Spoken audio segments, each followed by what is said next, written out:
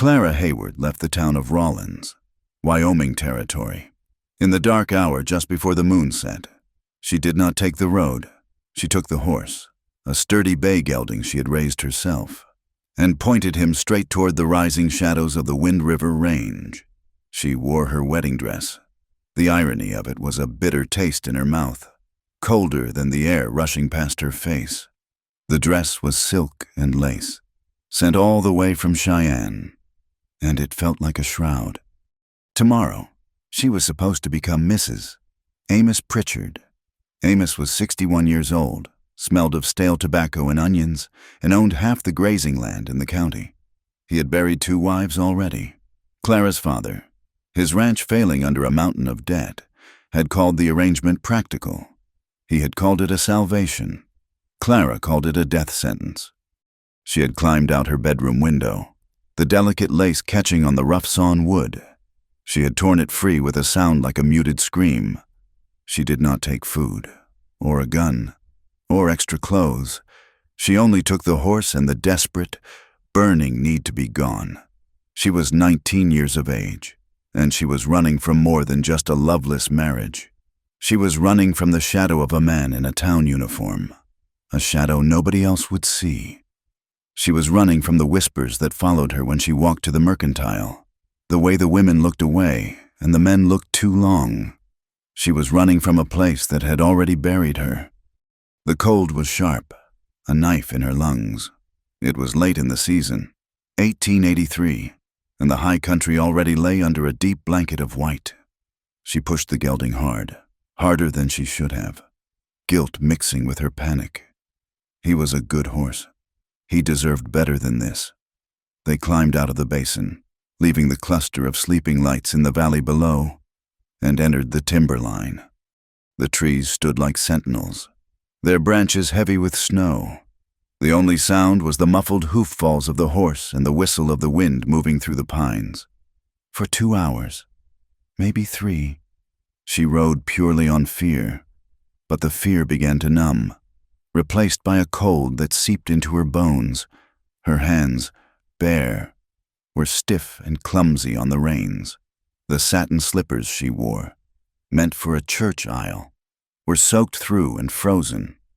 The horse stumbled first on a patch of ice hidden beneath a drift. He recovered, blowing hard, his breath pluming in the dark. Clara clung to his mane, her heart hammering. She knew she had to slow down, to find shelter, but there was nothing, only more trees, more snow, and the impenetrable darkness. The fall came without warning. The horse stepped into a depression, a hidden hollow, and his front leg buckled. He went down with a heavy, pained grunt, and Clara was thrown clear. She landed hard in a deep drift, the air exploding from her lungs. The impact was soft, deceptive, but when she tried to move, a jagged, white-hot pain shot from her left ankle up to her knee. She cried out, a thin sound that the snow absorbed instantly. The horse scrambled to its feet, snorting in terror. He looked back at her, his eyes wide and white in the gloom. "Easy, boy," she whispered, her voice shaking. "Come on, Gus, come back." But the horse was panicked. He took one step, then another, and with a final, frightened whinny, he bolted, disappearing into the darkness. "No," Clara whispered. "No, please, Gus, come back." She was alone. She tried to stand. The moment she put weight on her left foot, the world dissolved into a sickening wave of pain. She fell back, biting her lip to keep from screaming, tasting the warm, metallic tang of her own blood. She felt the ankle through the thin silk of her stocking. It was wrong. The bone felt sharp, out of place. Panic, cold and absolute, seized her. She was miles from any road, injured, and dressed in nothing but a thin silk gown. She would die here. The thought was not dramatic. It was a simple, stark fact. She would freeze to wreck, and in the spring, some trapper would find what was left of her, a bundle of white lace and bones. She began to crawl. She pulled herself through the snow, using her elbows and her one good leg. The lace on her dress ripped, catching on buried branches and crusts of ice. She did not know where she was going. She just knew she could not stay where she was. She moved toward a dark shape that looked like a rocky outcrop, a shallow overhang. It was not a cave, but it might offer some small break from the wind. She crawled for what felt like hours. The sky was beginning to pale in a way that did not promise warmth, only a clearer view of her desperate situation. She was shaking violently, her teeth chattering so hard her jaw ached. She reached the rocks and huddled against them, pulling the torn skirts of her wedding dress around her legs. The pain in her ankle was a dull, constant throb. She must have drifted into a state of numb exhaustion, half awake, half frozen. The next thing she knew, it was morning. A flat, gray light filtered through the trees, and there were voices. "Looky here, Jeb! What in the hell is that?" Clara's head snapped up. Her heart leaped into her throat. 3 men stood not 20 yards away, dressed in thick furs and carrying rifles. They looked like trappers, or maybe hunters from one of the lower settlements. They were staring at her. "It's a woman," said the one called Jeb. He was a big man, with a thick, greasy beard, in a damned wedding dress. The third man, younger, said with a nervous laugh. Clara tried to push herself further back against the rock. "Please," she said, her voice a dry croak. "Help me. My horse fell. I think my leg is broken." Jeb grinned, showing yellowed teeth. He took a step closer. "Well, now, ain't this a sight? A pretty little snow angel, fallen right out of the sky. We should help her. Jeb," the young one said, shifting his rifle. "She'll freeze." "Oh, we'll help her," Jeb said. His eyes roamed over her, lingering on the torn lace at her bodice. "But I think I know who this is." He looked back at his companions. "Remember that rider from Rollins yesterday? Man from the Pritchard ranch, asking if anyone had seen a runaway girl?" The second man's eyes widened. "That's right. Said old man Pritchard was paying a reward. $50. $50, Jeb repeated, the word rolling off his tongue. He looked back at Clara, his grin fading. "You're Clara Hayward, ain't you? Supposed to be getting married today." Clara's blood ran colder than the snow. They were not rescuers. They were bounty hunters. They would take her back. They would drag her back to Amos, back to her father, back to the shame. "No," she said, trying to sound strong. "You're mistaken." "Ain't no mistake," Jeb said. He advanced, and the other two fanned out, cutting off any chance of escape, as if she could run. $50 is a lot of money, girl. More than we'd make all winter. You're coming with us." Jeb reached for her, his thick, dirty hand grasping her arm. Clara screamed. She twisted, grabbing a loose rock and swinging it wildly. She struck his arm, and he howled, jerking back. "Why, you little bitch," he roared, his face turning purple. He lunged, backhanding her across the face. The blow snapped her head back, and lights exploded behind her eyes. He grabbed her by the hair, dragging her out from the rock shelter and into the open snow. "Please," she sobbed, clawing at his hand. "Don't, please, I'll give you anything. You ain't got nothing but what Pritchard paid for." He snarled, dragging her. Her broken ankle scraped over the icy crust, and a raw scream of agony was torn from her throat. The young one looked sick. "Jeb, ease off. You're hurting her bad." "She needs to be taught a lesson." Jeb grunted. "Stubborn bitch." A sound cracked through the frozen air. It was not a gunshot. It was the sharp, metallic click of a rifle hammer being cocked. It was close. Jeb froze. He dropped Clara's hair, letting her fall back into the snow. "That's far enough," a voice said. The voice was low, rough, like stones grinding together. It came from the trees, from the shadows. Jeb and his men spun around, raising their rifles. "Who's there?" Jeb yelled. "Show yourself." A man stepped out from behind a massive blue spruce.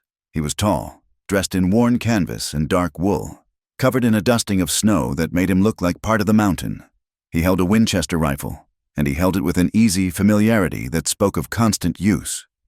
His face was hard, angular. half hidden by a dark beard and the brim of a stained hat. But it was his eyes that held them. They were pale, gray as the winter sky, and utterly devoid of fear. He did not look at Clara. His gaze was fixed on the three men. "I said?" the stranger repeated, his voice quiet but carrying in the still air. "That's far enough." Jeb licked his lips. He was still holding his rifle, but it was pointed at the snow. "Now, hold on, mister. This ain't your affair. This here is a runaway. We're just taking her back to her family. There's a reward." The stranger's expression did not change. "She don't look like she wants to go. She's hysterical," Jeb blustered, trying to regain his footing. "She's a woman. What does she know about what she wants? We're taking her." "No," the stranger said. Jeb's face tightened. "There's three of us, mister. Only one of you." The stranger's gaze flicked to the young one, then the second man, and finally settled back on Jeb.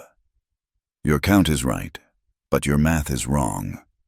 He took one slow step forward. "You can walk away, or you can be carried away. It makes no difference to me, but you will not be taking her."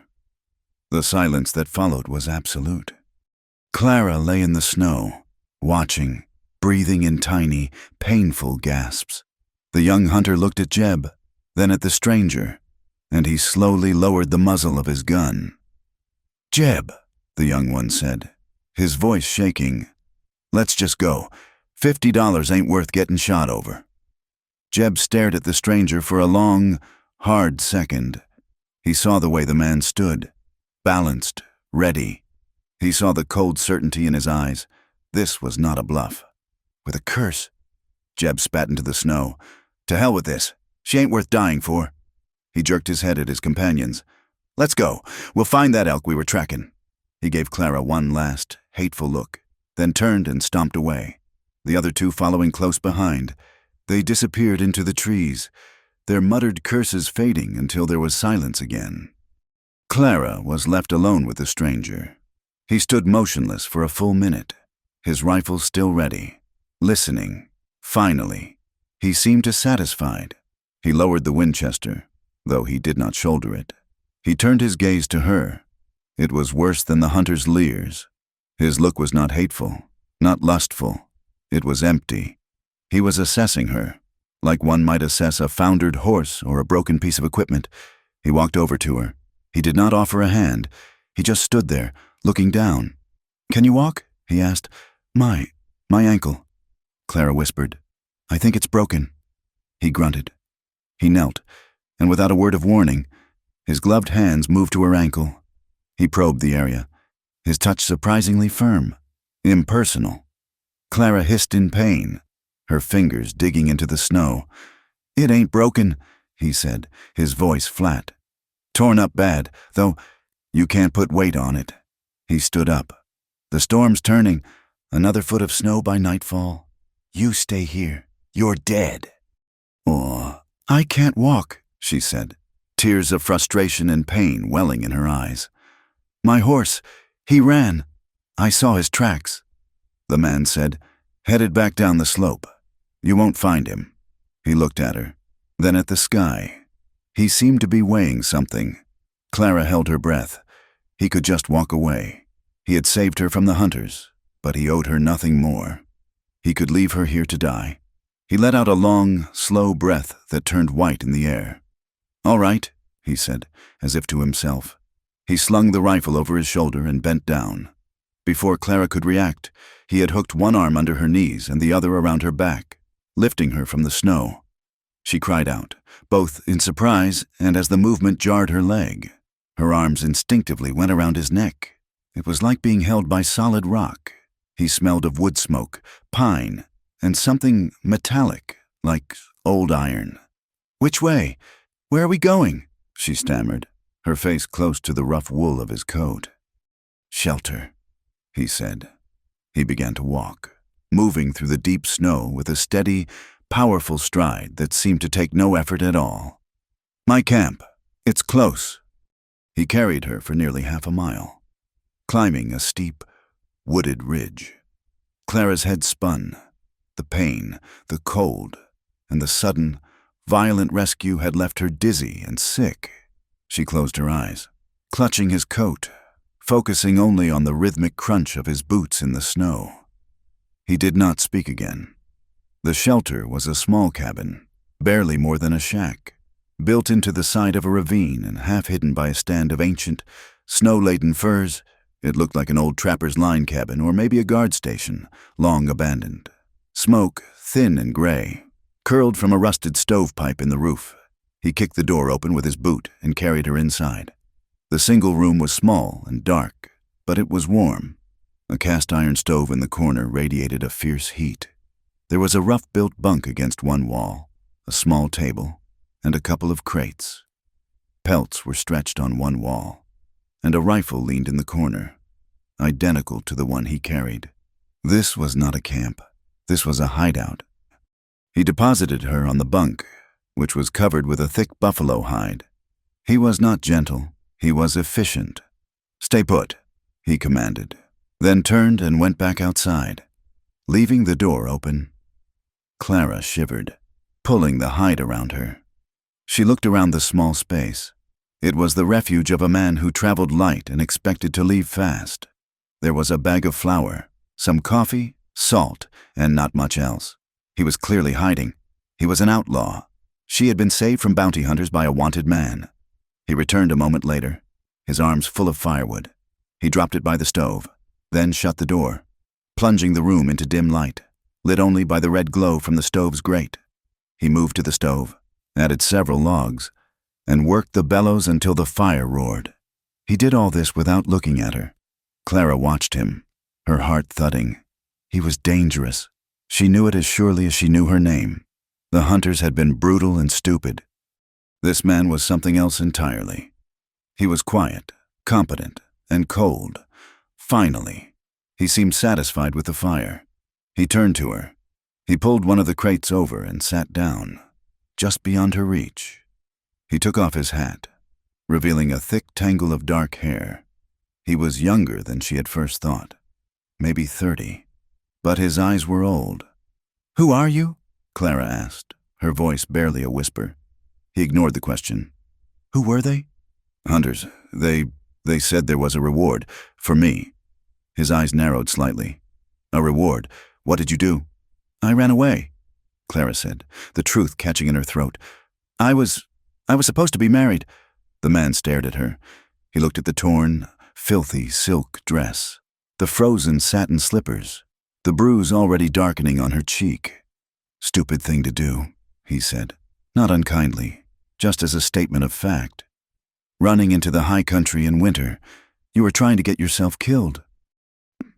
"It was better than the alternative," she shot back, a spark of anger cutting through her fear. He grunted, a small, non-committal sound. He stood up and went to the stove, picking up a tin pot. He scooped snow into it from a bucket near the door and set it on the stove to melt. "We need to look at that leg," he said, his back to her. "And you need to get out of that dress. It'll kill you." Clara tensed. "I don't have anything else." He walked over to a worn canvas satchel in the corner and pulled out a long-sleeved wool undershirt and a pair of thick wool trousers, patched at the knee. He tossed them onto the bunk. "They'll be big, but they're warm and dry." He turned his back to her, facing the stove. "I'll be back in a minute, checking my snares. You'll be changed when I get back." He picked up his rifle, opened the door, and stepped out into the swirling snow, closing it firmly behind him. Clara was alone. She looked at the clothes, then at the door. She could try to run again. But where? She looked down at her ankle. It was swollen, a grotesque purple mass. She couldn't take 2 steps. She was trapped, moving with agony. She peeled the frozen, ruined wedding dress off her body. The silk felt brittle, and the cold of it burned her skin. She shivered violently, her body covered in goose flesh. Quickly, she pulled on the man's clothes. The wool was rough against her skin, but it was blissfully warm. As he had said, they were huge, but she rolled the sleeves and waistband, feeling a small, strange measure of safety in them. She had just finished when the door opened again. He came in, shaking the snow from his hat. He carried 3 rabbits, limp and white, which he hung by the door. He didn't acknowledge the change of clothes. He just nodded at her leg. Let's see it. He brought the pot of steaming water over, along with a rag and a small flask of whiskey. He knelt by the bunk. This is going to hurt, he said. He was right. He ripped what was left of her silk stocking away from the raw, abraded skin. He cleaned the wound with the hot water and the rough rag, his touch methodical. Clara clenched her jaw, her knuckles white as she gripped the buffalo hide. When it was clean, he unstoppered the flask. Brace yourself. He poured the whiskey directly into the wound. Clara screamed, a raw, sharp sound, arching off the bunk. The world went white with pain. The man didn't pause. He grabbed a strip of clean cloth, torn from a flour sack, and began to wrap the ankle, tight and secure. It'll keep the rot from setting in, he said, his voice as flat as before. When he was done, he stood up. He offered her the flask. Drink the rest. You'll sleep. She took it with a shaking hand and drank. The whiskey burned a trail down her throat, but it spread a dull warmth through her chest, pushing back the edges of the pain. He went back to his crate by the stove, sitting and cleaning his rifle, seeming to forget she was there. Clara lay back, the wool scratching her chin, the buffalo hide warm beneath her. The cabin was quiet, save for the crackle of the fire and the howl of the wind outside. It was a terrifying, terrible sound. But she was inside. She was warm, and she was, for the moment, safe. Her rescuer had not told her his name. He had not asked for hers. He had saved her, mended her, and now he sat like a stone gargoyle, guarding his sanctuary. Clara's eyelids grew heavy. The pain in her ankle subsided to a distant, pulsing ache. She watched him, the way the firelight caught the hard planes of his face, the way his hands moved over the oiled steel of the gun. He was a man made of winter, hard and unforgiving. She fell asleep. She woke sometime in the deepest part of the night. The fire had burned low, and the cabin was cold. The storm outside had intensified. It sounded like a living thing, a giant beast clawing at the small cabin. Her ankle throbbed. She turned her head, looking into the darkness. He was not on his crate. She saw him, a large shape on the floor near the door, wrapped in a single blanket. He was asleep, but it was not a peaceful sleep. He muttered, a low, thick sound.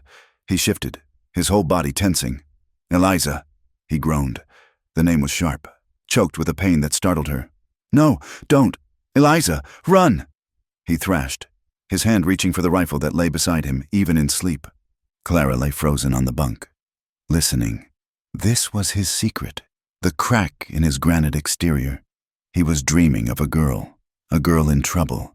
He called her name again, a sound of such profound loss that it made Clara's own chest ache. Then, as quickly as it came, it passed. He settled, his breathing evening out. But he did not seem to rest. He just lay quiet, a sentinel waiting for a dawn that would not come. Clara pulled the hide tighter, her fear of him momentarily eclipsed by a strange, unwelcome flicker of understanding. He was a ghost, same as her. He was just better at hiding it. When she woke again, sunlight was streaming through the single, grime-covered window. The storm had passed. The cabin was silent and intensely cold. The stove was dead. The man was gone. Panic seized her. Had he left her? He had taken his rifle. The other one, the spare, was still in the corner. She sat up, her head swimming. She felt hot, and her throat was dry. She swung her legs over the side of the bunk, her good foot touching the freezing wooden floor. She had to leave. She could not stay here, waiting for him. He was an outlaw, a killer. Maybe she had to get away. She stood, putting her weight on her good leg. She looked at her bandaged ankle. It was just a sprain, he said, not broken. She could walk on it. She had to. She took a step. The pain was sharp, but manageable. She took another, leaning on the wall. She made it to the table. Her breath was coming in short, hot gasps. She felt dizzy. She reached the door. Her hand was on the wooden latch. She would go. She would walk, crawl, whatever it took to get back down the mountain. To find a road, she pulled the door open. A wall of white light and freezing air hit her. The snow was piled high, easily 4 feet deep, drifted up against the cabin. The world was a blanket of pristine, blinding white. There were no tracks, no sign of which way he had gone. The cold air hit her lungs, and a violent cough seized her. She swayed in the doorway, the world tilting. She was burning up. The heat she felt was not from the stove. It was from within. She put a hand to her forehead. It was on fire. The fever, the wound, the exposure, the night in the snow. It had caught up to her. "No," she whispered. She took one step out into the drift. Her good leg sank to the knee. She tried to take another, but her strength was gone. The world turned dark at the edges. She collapsed, falling forward into the deep. Soft snow. Just outside the cabin door, she heard a sound, a crunch of snowshoes. A dark shape blocked the sun.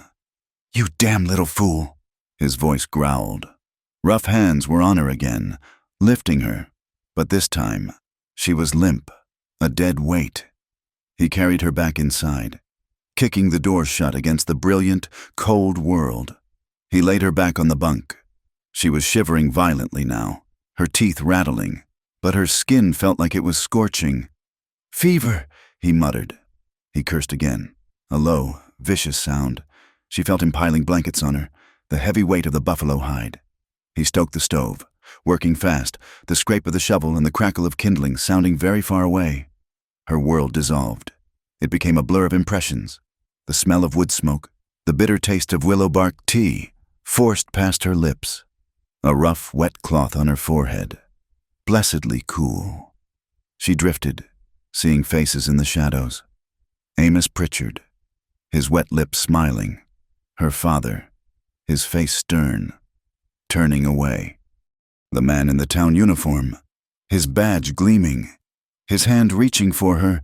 She cried out, twisting away, but a strong hand gripped her shoulder, holding her down.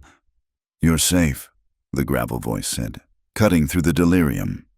"Be still." Through the night and into the next day, he sat by the bunk. He did not sleep. He kept the fire roaring. He forced water and tea into her. He bathed her face and neck when the shivering turned to sweat. He held her down when the nightmares came. Clara Hayward, who had run from one prison, had fallen into another. She was helpless, her life now entirely in the hands of the cold-eyed stranger who had called another woman's name in his sleep.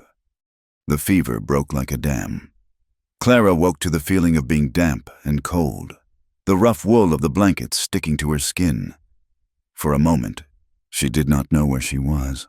The light was dim, the ceiling low. She smelled wood smoke and the sharp, coppery scent of fresh blood. She turned her head. He was there, sitting on the crate by the stove, which was now radiating a steady, comfortable heat. He was skinning one of the white rabbits, his hands working with a quick, practiced economy. He did not look at her, but she knew he was aware she was awake. "You're back," he said. His voice was flat. "How long?" she whispered. Her throat felt raw. 2 days. You burned hot. Drank some water." He gestured with his chin toward a tin cup on the floor near the bunk. She reached for it, her hands shaking. She managed to sit up. Her body ached as if she had been beaten, but the fire in her head was gone. She was weak, but she was clear. She drank the cold water, and it was the best thing she had ever tasted.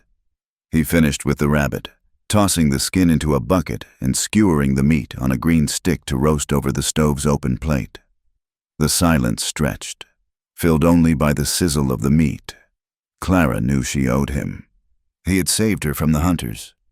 He had saved her from the storm, and he had saved her from the fever. He had done all this, and he still did not know her name.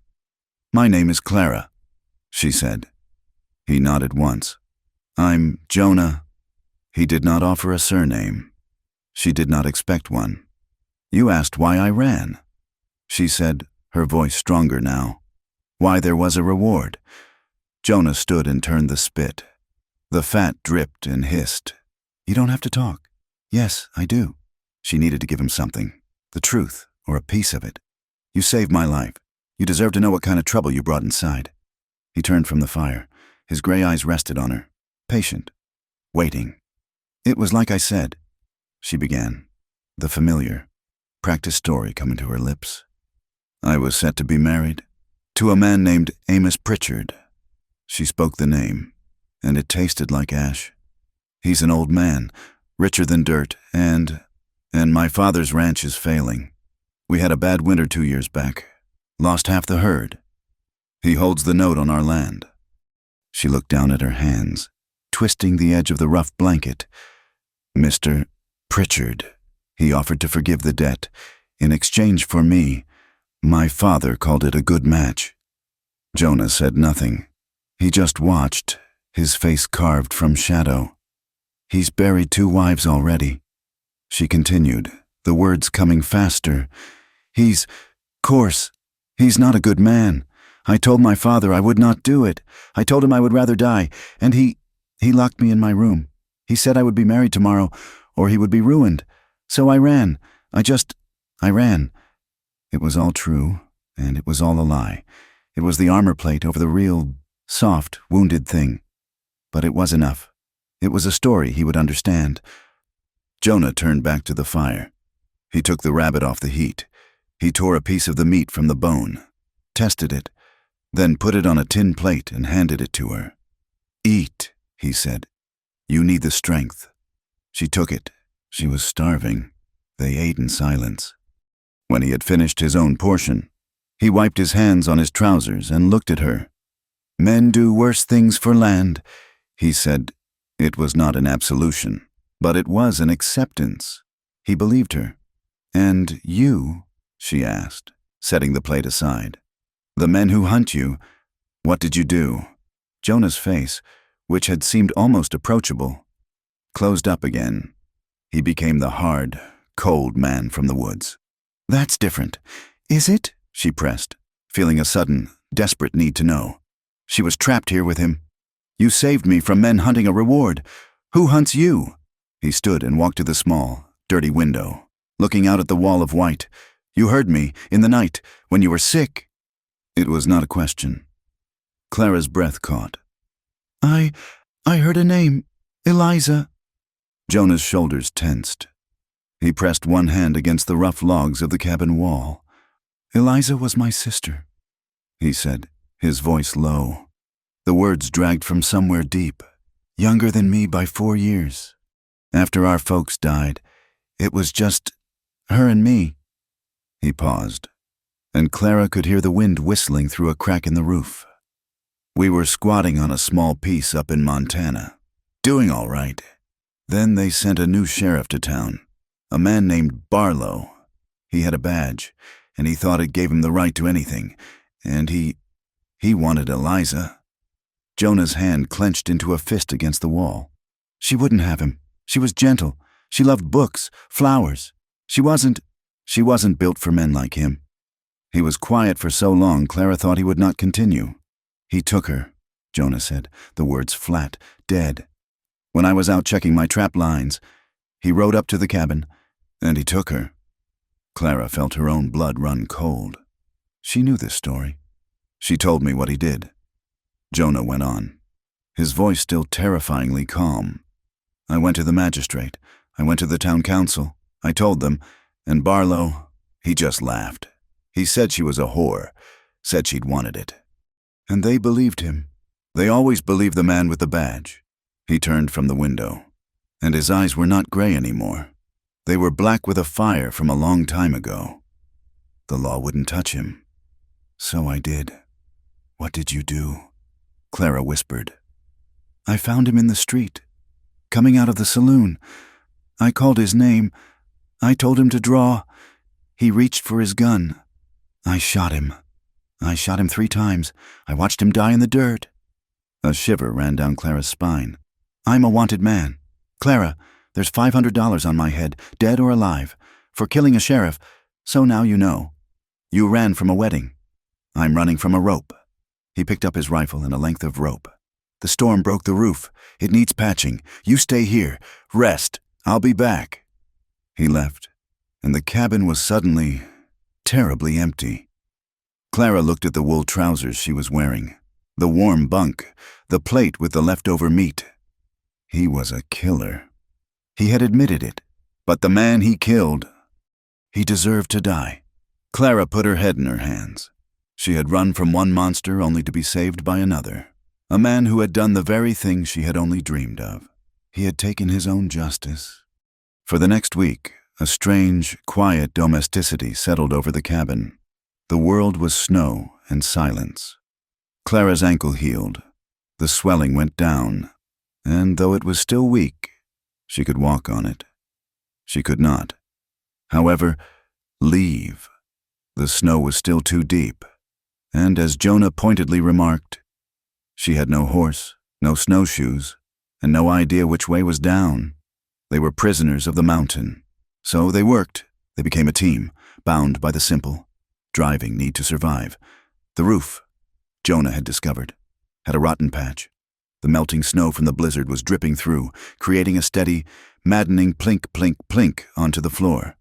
"It has to be fixed," Jonah stated one morning, "or it'll rot the whole beam, and we'll be buried." He climbed onto the roof to shovel away the heavy, wet snow. Clara, inside, listened to his movements above her. She handed him his knife through the hole, and he cut away the rotting shingles. "I need canvas," he called down, his voice muffled. She found his canvas satchel, the one he'd pulled her clothes from. It was nearly empty. She handed it up to him. He cut it into strips, layering them over the hole. "I need pitch, pine pitch. There's a can of it under the bunk." She found it, a sticky, pungent mess. She heated it on the stove until it was liquid, then carefully passed the hot, bubbling can up to him. It took half the day. When he came back inside, he was covered in snow and black pitch, but the dripping had stopped. "Good," he grunted, and Clara felt a small, ridiculous swell of pride. Their food ran low. The 3 rabbits were long gone. The flour was half empty. "I have to check the snares," he said. "They're a mile up the ravine." "I'm coming with you," Clara said. He looked at her ankle. "You'll slow me down." "I can't just sit here," she insisted. I have to be useful. I can't be dead weight." He stared at her for a moment, then gave a curt nod. "Fine, but you keep up." He made her a pair of crude snowshoes from bent willow branches and strips of hide. They were clumsy, but they kept her from sinking. He moved through the forest with a silence that unnerved her.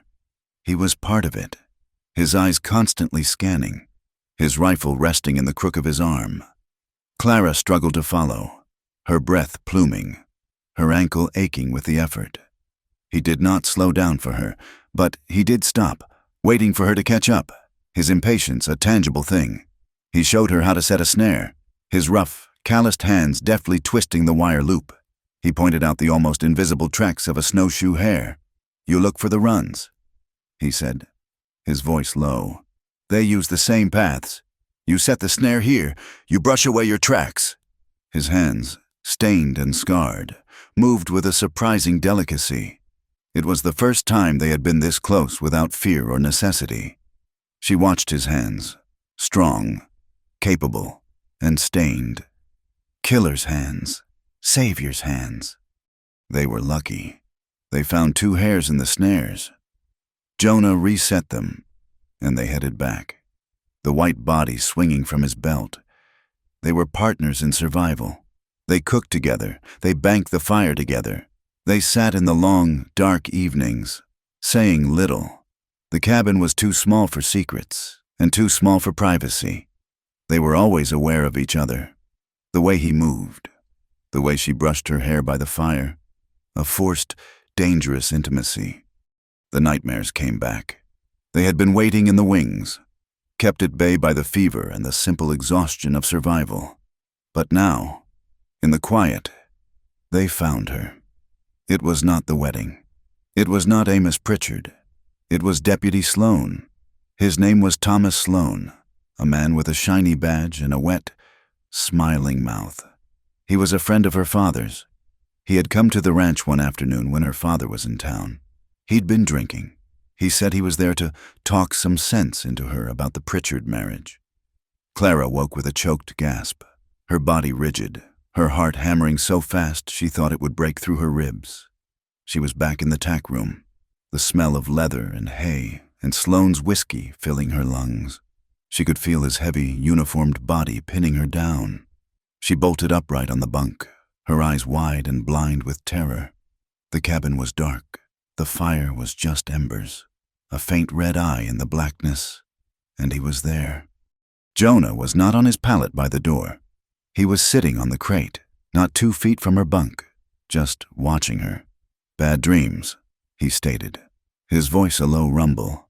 "Yes," she whispered, her voice trembling. She tried to slow her breathing.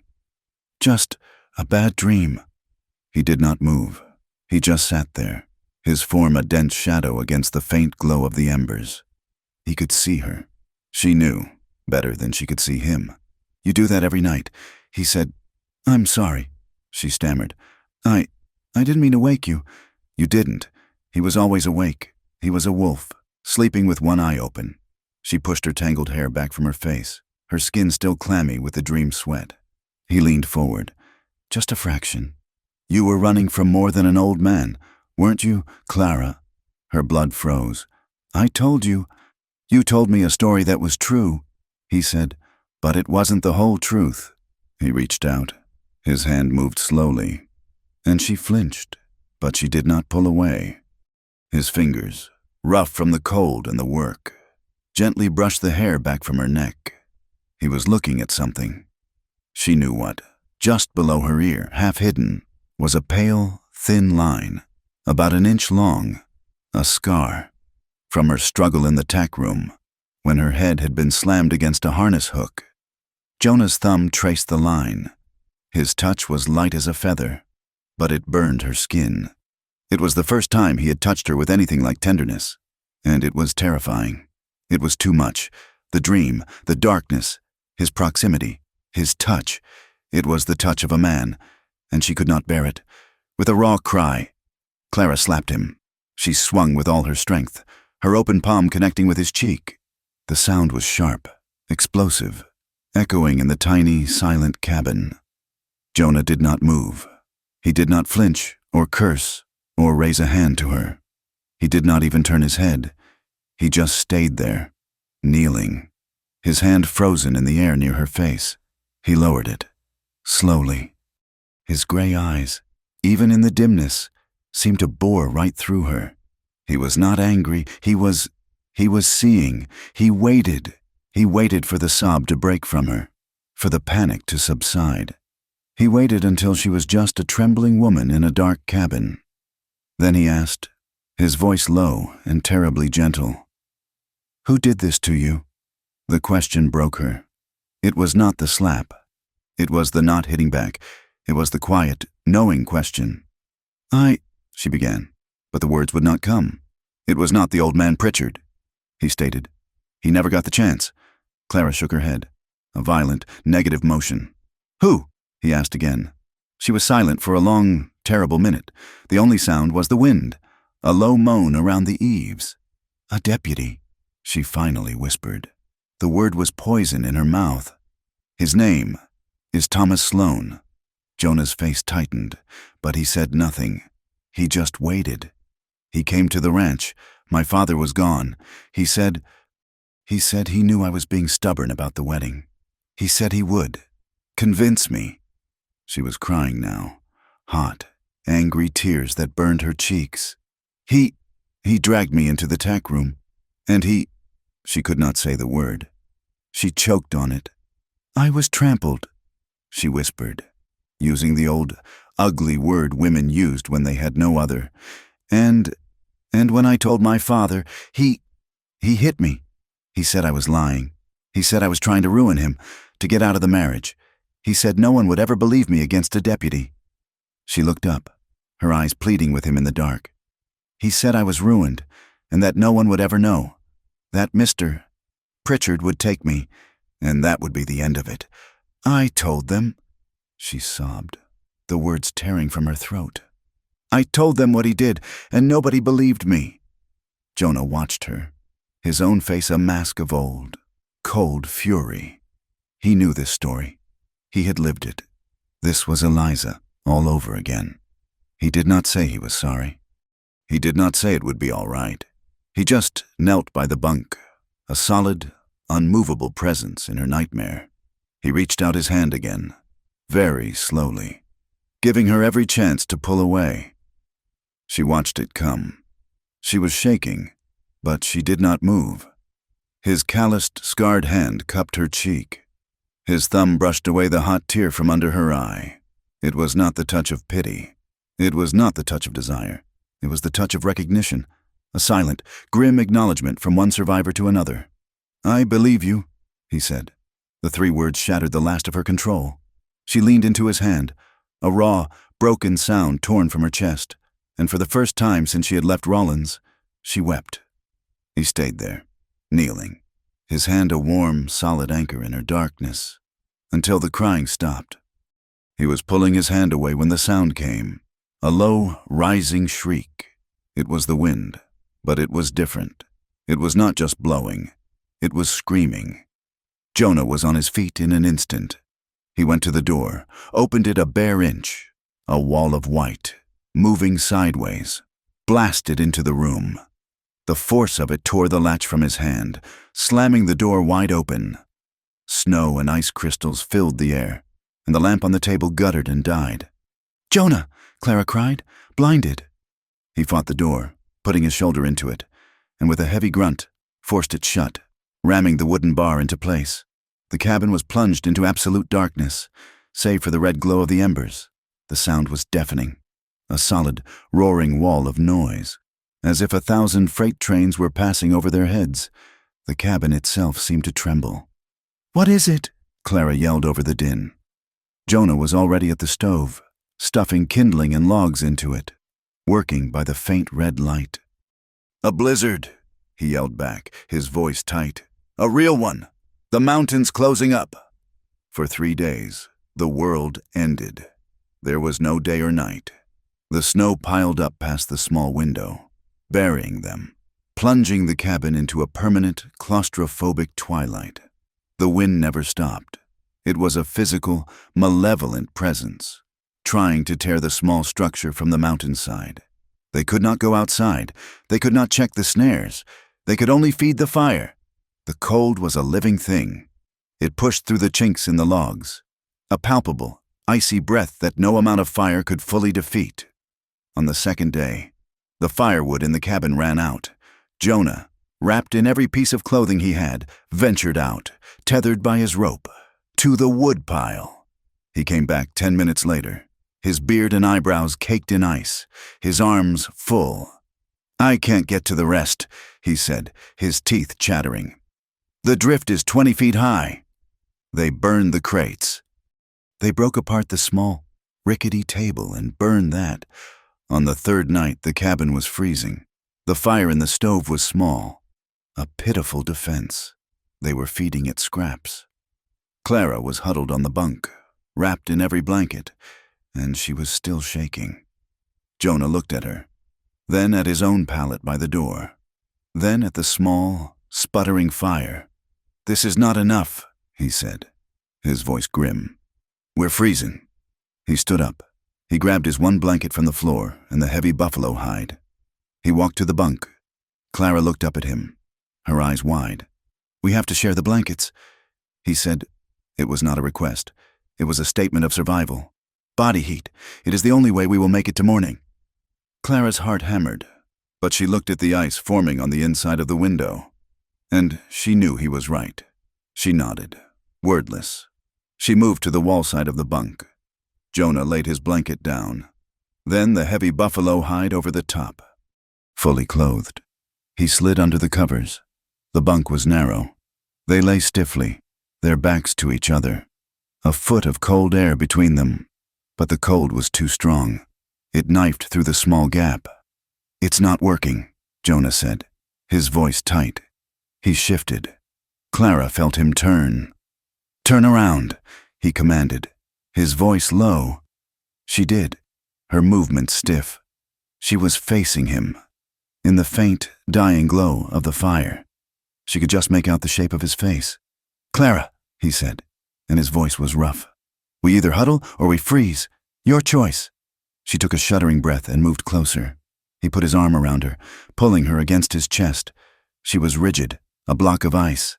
His other arm came around, pulling the hide tight over her shoulders. She was encased by him. She could feel the solid, steady beat of his heart against her back. His chin rested on the top of her head.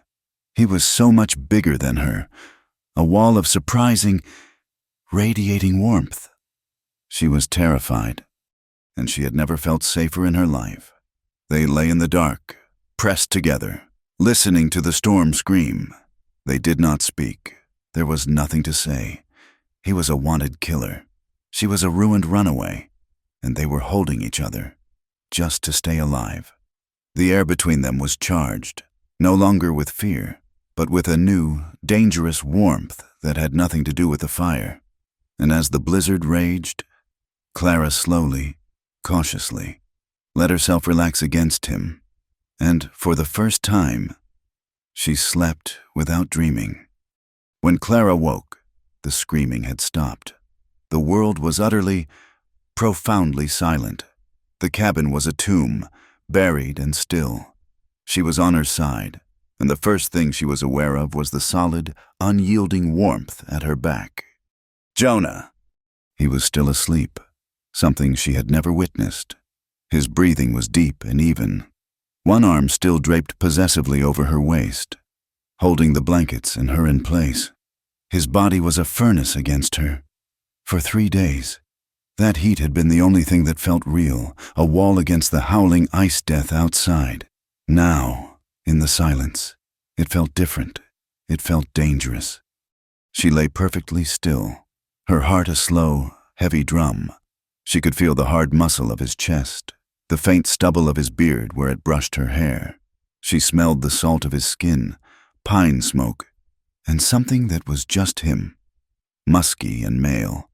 She had been saved by his warmth, but she was a prisoner of his strength. The faint light in the cabin was a pale, deathly gray. The snow had piled up over the single window, filtering the new day into an underwater gloom. The fire in the stove was dead. The cold was already creeping back in, a predator sniffing at the door. She had to move. Survival demanded it. Slowly, carefully, so as not to wake him. Clara began to slide out from under his arm. He was awake instantly. His arm did not release. It tightened, pulling her back against him with a hard, reflexive strength. A low sound rumbled in his chest.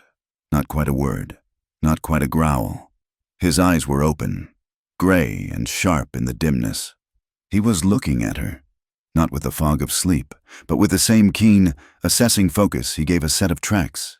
"The storm's over," she whispered, her voice sounding loud in the stillness. He listened. The silence of the mountain pressed in on them.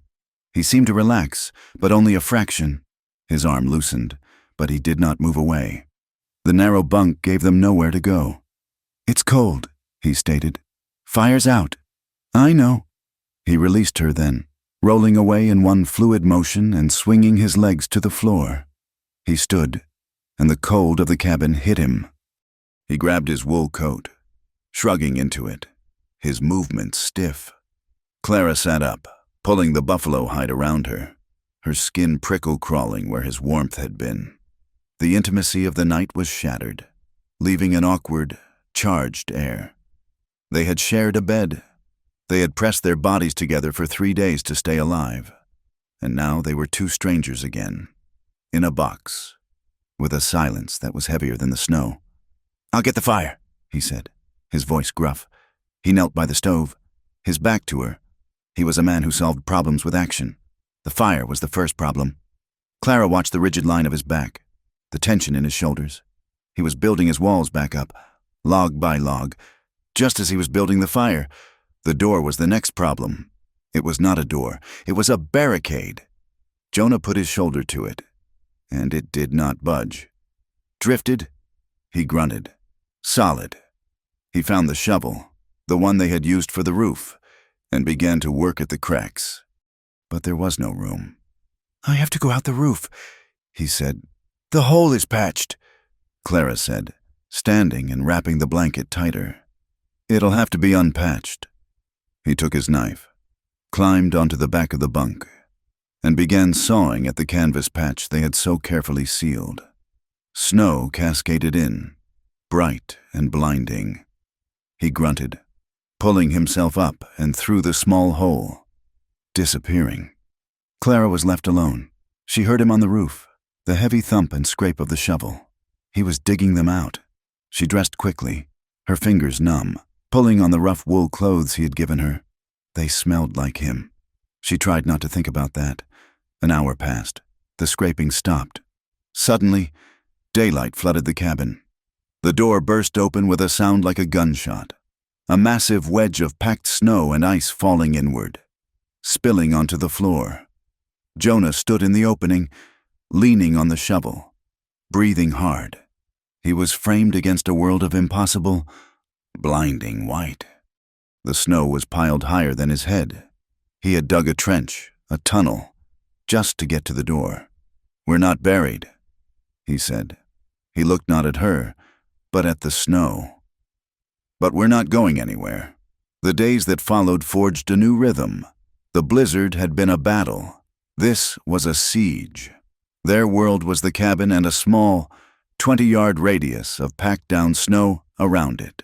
The woodpile was buried under drifts so deep they looked like new hills. The first 2 days were spent just digging, taking turns with the shovel, cutting steps down to the frozen, half-buried logs. It was brutal, exhausting work. Clara's hands, soft from a life of avoiding labor, were rubbed raw. She blistered, and the blisters broke. But she did not stop. She watched Jonah work. He moved like a machine, his power effortless. He never seemed to tire. He split the frozen logs with a grim, rhythmic efficiency. The thwack of the axe, the only sound in the white wilderness. They hunted. The snares were gone, buried under 30 feet of snow. The rabbits, the squirrels, everything was hidden, hunkered down. Their flour was almost gone. The small bag of salt was their only luxury. "We need meat," Jonah said, his voice flat. It was the 4th day after the storm. They were eating a thin, watery gruel of flour and hot water. "I'll go," he said, checking his rifle. "I'm coming," Clara said. "No, you'll stay here. Keep the fire." "You need 2 sets of eyes," she argued, her voice surprisingly firm. "And 2 rifles." He looked at her. "You know how to shoot?" "My father taught me. For varmints. I can hit what I aim at." He stared at her for a long moment, assessing. Then he nodded once. "All right. But that rifle?" He pointed to the spare in the corner. "You carry it. You don't fire it unless I say, 'A shot echoes for miles up here.' We don't know who else is on this mountain." He gave her his spare pair of wool socks to wear over her hands, then tied her snowshoes on himself, his gloved hands quick and impersonal. They moved out, 2 small, dark figures in a vast, empty, white church. The silence was absolute. Clara had never known a quiet so loud. Every crunch of her snowshoes, every breath that feathered in the air, seemed to echo. Jonah moved with a grace that was uncanny. He did not walk, he glided, his eyes scanning every ridge, every shadow. Clara focused on placing her feet in his tracks, breathing through her nose, trying to match his silence. They hunted for 6 hours. They saw nothing. The mountain was empty. They were on their way back, the light already beginning to fail. When Jonah stopped, he did not turn. He just raised one hand. Clara froze. She listened. There was nothing. He slowly raised his rifle. Sighting. "Where?" she whispered. "Ridge, 200 yards. Left." Clara squinted. She saw it. A flicker of movement. Not a rabbit. Something big. "Deer," he breathed. "Bunched up. Sheltering." "It's too far," she whispered. "It's all there is." He knelt, bracing his rifle on his knee. He let out a long, slow breath. Clara watched his finger tighten on the trigger. The shot was a single, shocking crack that tore the silence of the world in two. The sound bounced off the ridges, echoing and echoing until it seemed to come from everywhere at once. On the ridge, the deer scattered, all but one.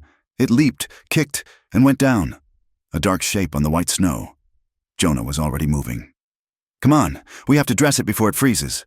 It took them 2 hours. The deer was a young buck, thin, but to them, it was a feast. Jonah worked with his knife, his hands sure and bloody in the fading light. He did not offer to let her watch. "Hold the leg," he commanded. Clara grabbed the deer's stiff, cooling leg, her stomach turning, but she held it. He showed her how to use her own knife to help skin it, where to cut. Her hands were clumsy, and she ruined a section of the hide, but he only grunted. "You're cutting too deep," he taught her. They worked together, their hands brushing, their breath clouding in the dusk, covered in the animal's steam and blood. They were partners. They quartered the meat, wrapping it in the hide, and began the long, heavy drag back to the cabin. They did not speak. They did not have to. They had killed, and they would eat. They had survived. The cabin became a different place.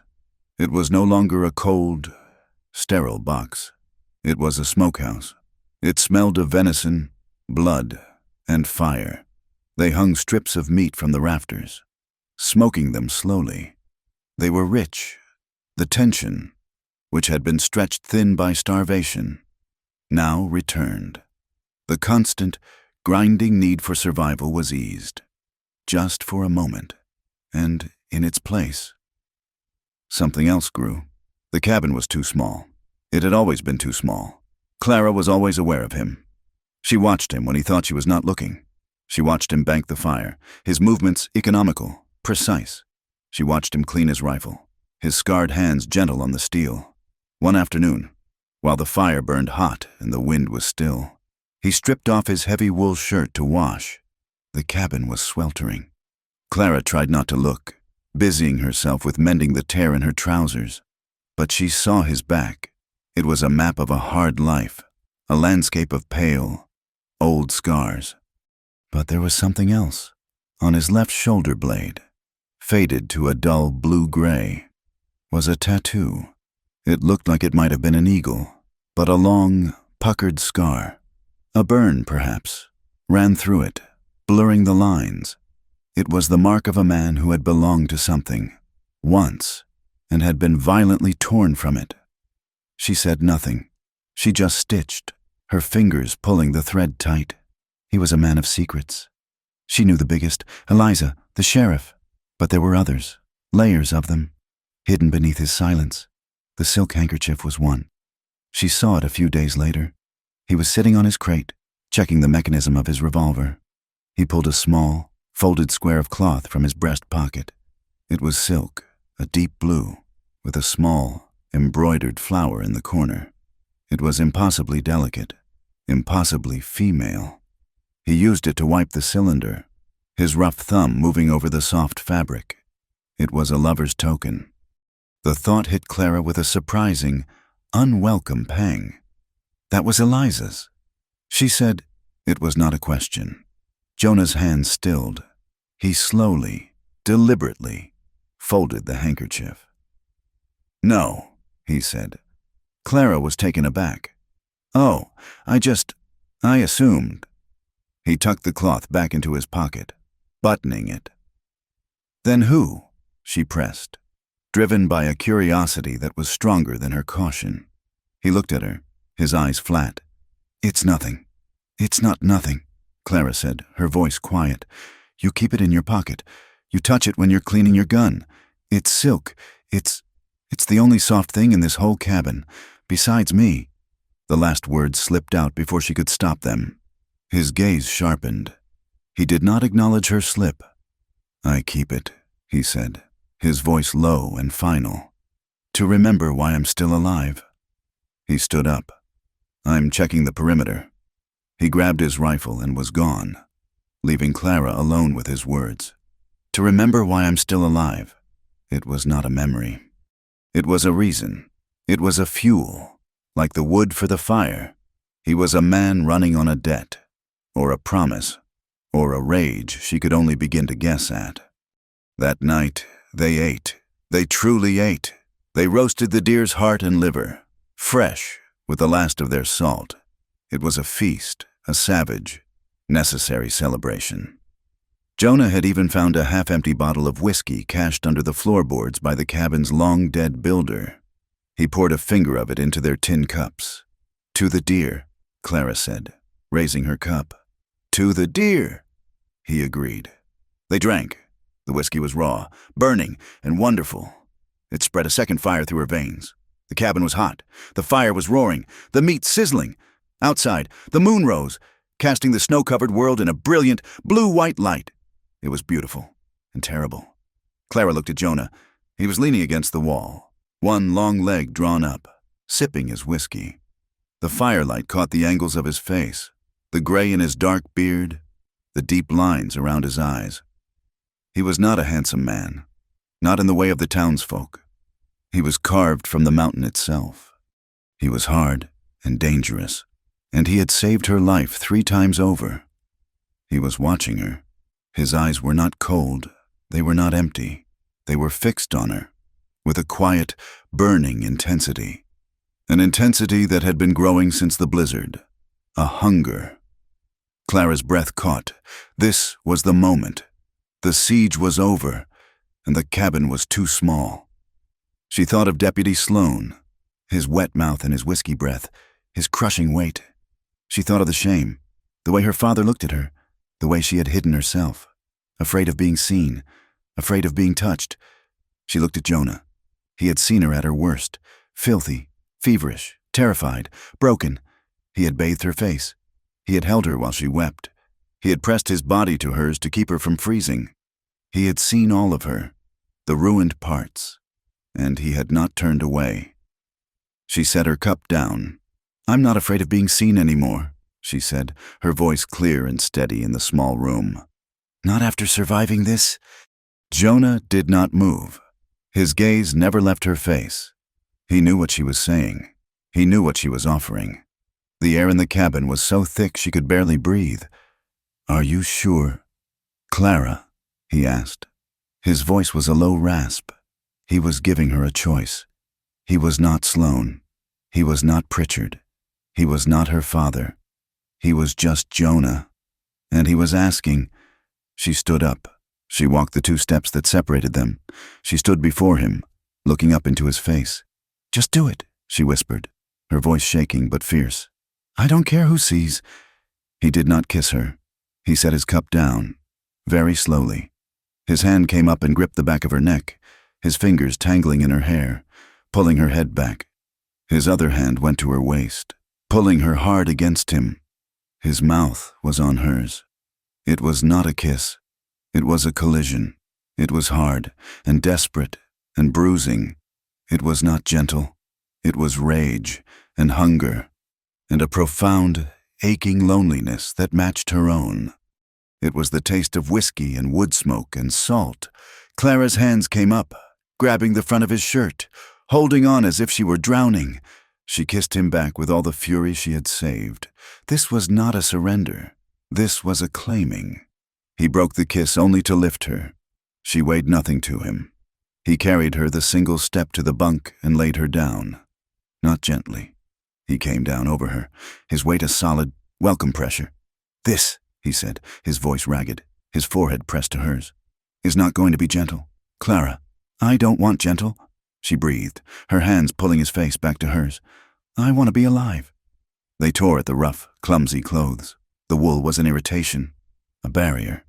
They were frantic, their hands shaking. This was not about love. It was about need. It was the raw, fundamental hunger of 2 people who had been starved for too long, of food, of warmth, of touch, of justice. When his skin finally touched hers, it was a shock, like fire and ice. His hands were rough, calloused, but they were sure. They moved over her, learning her, staking a claim. He was not the deputy. He was not taking, he was worshipping. in a dark, savage way. She arched up to meet him, her own hands exploring the hard planes of his back, the scars, the faded tattoo. He was real. The firelight painted the room in strokes of orange and red. The shadows danced on the walls. Outside, the moonlit snow was a silent, cold witness. He moved, and the bunk creaked, a rhythmic counterpoint to their breathing. It was a raw, powerful coupling, a defiant act against the ghosts in the room, against the men who had tried to break them. It was a reclamation. She was taking back her own body. He was proving he was more than a killer. It was messy and sweaty and desperate. It was a purging. She cried out, not in pain, but in a release so profound it felt like her soul was tearing free. He followed her, a low, guttural groan torn from his chest. His body rigid. They collapsed, their limbs tangled, their bodies slick with sweat. The cabin was silent again, save for the pop and crackle of the fire and the sound of their hearts, hammering against each other. They lay like that for a long time. He moved first, shifting his weight off her, but he did not leave. He pulled the buffalo hide up over their cooling bodies. He tucked it around her shoulders, his movements almost tender. He lay on his back, staring at the smoky rafters. She lay beside him, her head on his shoulder, her hand resting on his chest, feeling the steady, slowing beat of his heart. They were both shaking, not from cold. It was the aftershock of something breaking, or something being born. They had been two separate, broken things, defined by the people who had hurt them. Now, in the dark, hot cabin, surrounded by snow and silence, they were something else. They were, for the first time in a long time, simply alive. Clara woke slowly, coming up from a deep, dreamless sleep. The first sensation was warmth, a solid, living warmth pressed against her entire back, from her shoulders to her knees. An arm was draped heavily, possessively, over her waist, and she was tucked against a hard chest, his chin resting on the top of her head. She did not move. She lay in the pre-dawn gray, listening to the cabin's silence, broken only by the steady, sleeping breath in her ear. He was here, Jonah. Last night. It had not been a dream. The frenzy, the heat, the release. It flooded back, and a slow, deep warmth that had nothing to do with the blanket spread through her. She felt safe. She felt anchored.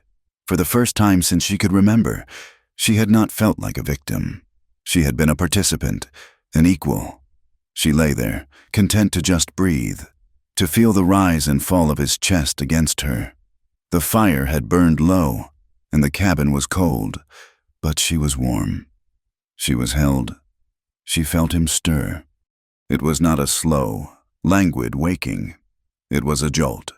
His whole body tensed, as if realizing where he was, and who he was with. The arm was gone, ripped away. The wall of warmth at her back vanished. Clara turned, blinking.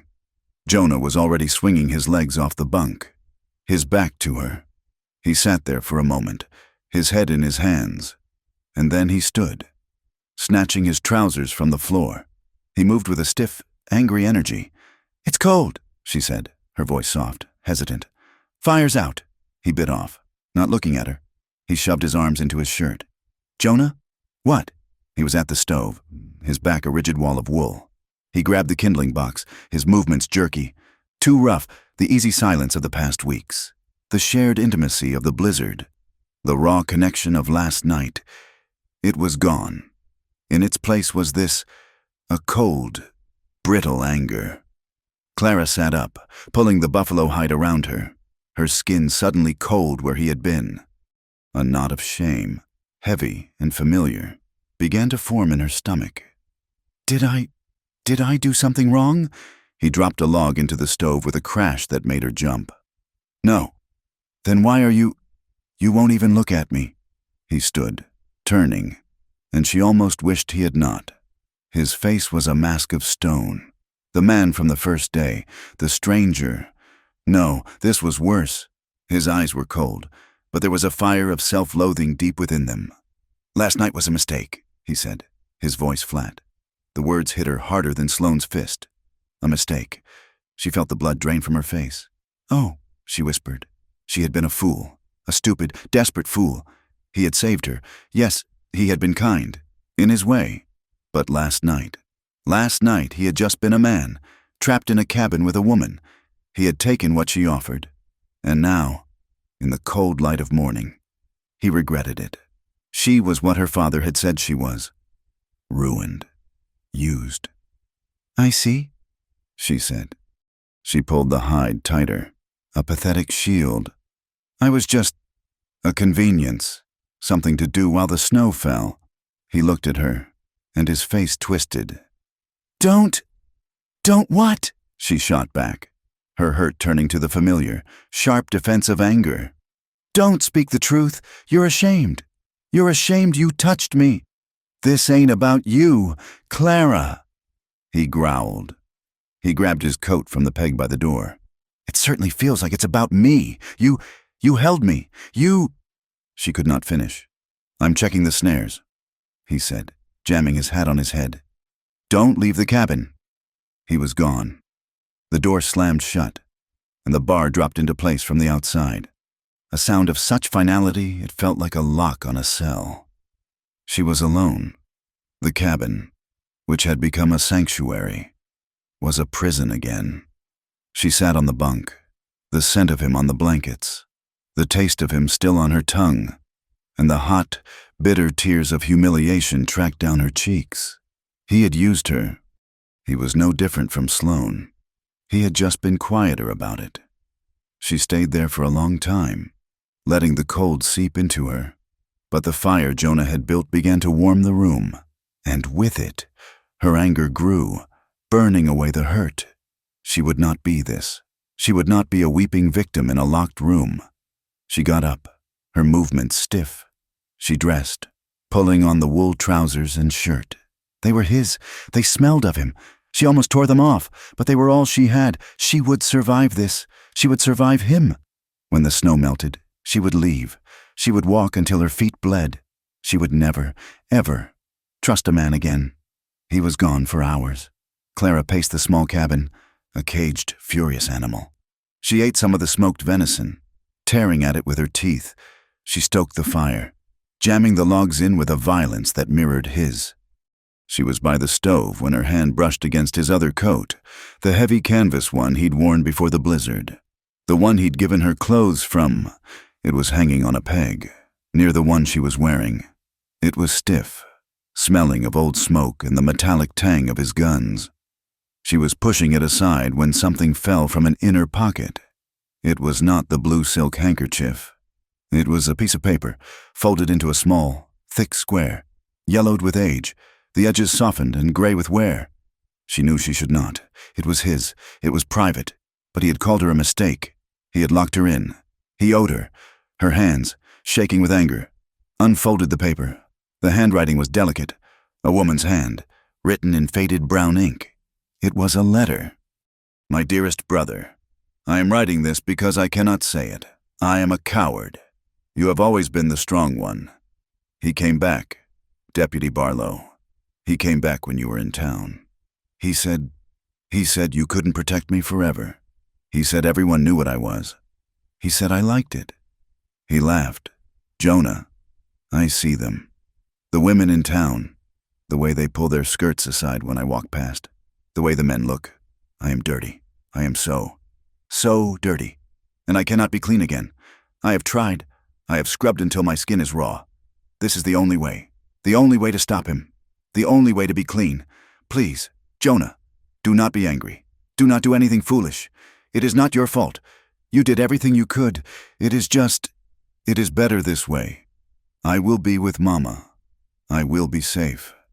Forgive me. Your loving sister, Eliza." Clara read it once, then she read it again. The words blurred, but she did not cry. The blood in her veins had turned to ice. She did not hear the bar lift. She did not hear the door open. She only knew he was there when his shadow fell over her. Jonah stood in the doorway, a string of white rabbits in his hand. He looked at her, then at the paper in her hand. He dropped the rabbits. Give me that, he said. His voice was not a growl. It was a terrified whisper. Clara looked up at him, her face pale, her eyes wide with a terrible, new understanding. She killed herself, she said. It was not a question. Clara, give me the letter. He took a step toward her, his hand out. She killed herself, Clara repeated, her voice gaining a strength he had never heard. You said you killed him for what he did to her. I did. You lied, she whispered. You didn't just lie to me, you lied to yourself. You don't know what you're talking about, he snarled, snatching the letter from her hand. He crumpled it in his fist. Don't I? Clara's voice was rising. This is my story.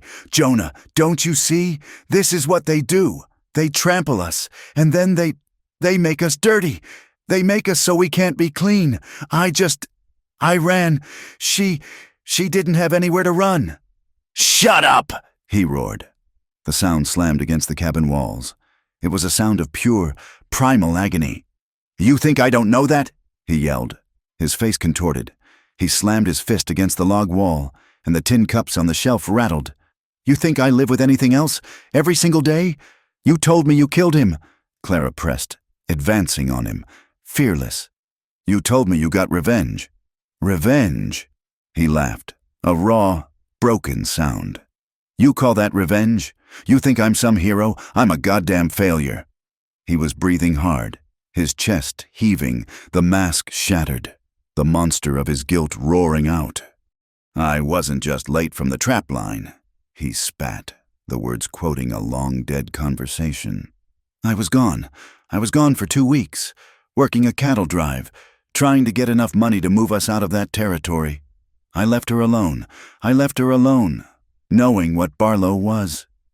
He stalked to the other side of the room, turning his back on her, his hands gripping his hair. I came back. She was like a ghost. She told me what he did, and I went to the law. He spat the word. The law did nothing, and I waited. I thought I could fix it. I thought I could scare him off. I thought I could protect her, but I didn't kill him. Not then. He turned to face her, his eyes burning. He came back, just like she wrote. He came back, and I was in the saloon, getting drunk, trying to build the courage to just end him. And she was at the cabin, alone. She used my razor. Clara's hand flew to her mouth. I found her, he whispered, the rage gone, leaving only a vast, black emptiness. I found her. She was in her good dress. And then I went to town. Then I shot him. I shot him in the street, and I watched him bleed out. But it was too late. It didn't save her. It didn't bring her back. It was all for nothing. I just bought a $500 bounty. I killed him too late. The silence in the cabin was absolute. He stood there, exposed, trembling. Clara finally understood. The coldness, the anger, the mistake. So that's it, she said, her voice quiet. He looked at her, his eyes hollow. That's what I am to you, she said. That's what last night was. You look at me, and you don't see me. You see her. Clara, I'm your failure, she said, the realization settling on her like a shroud.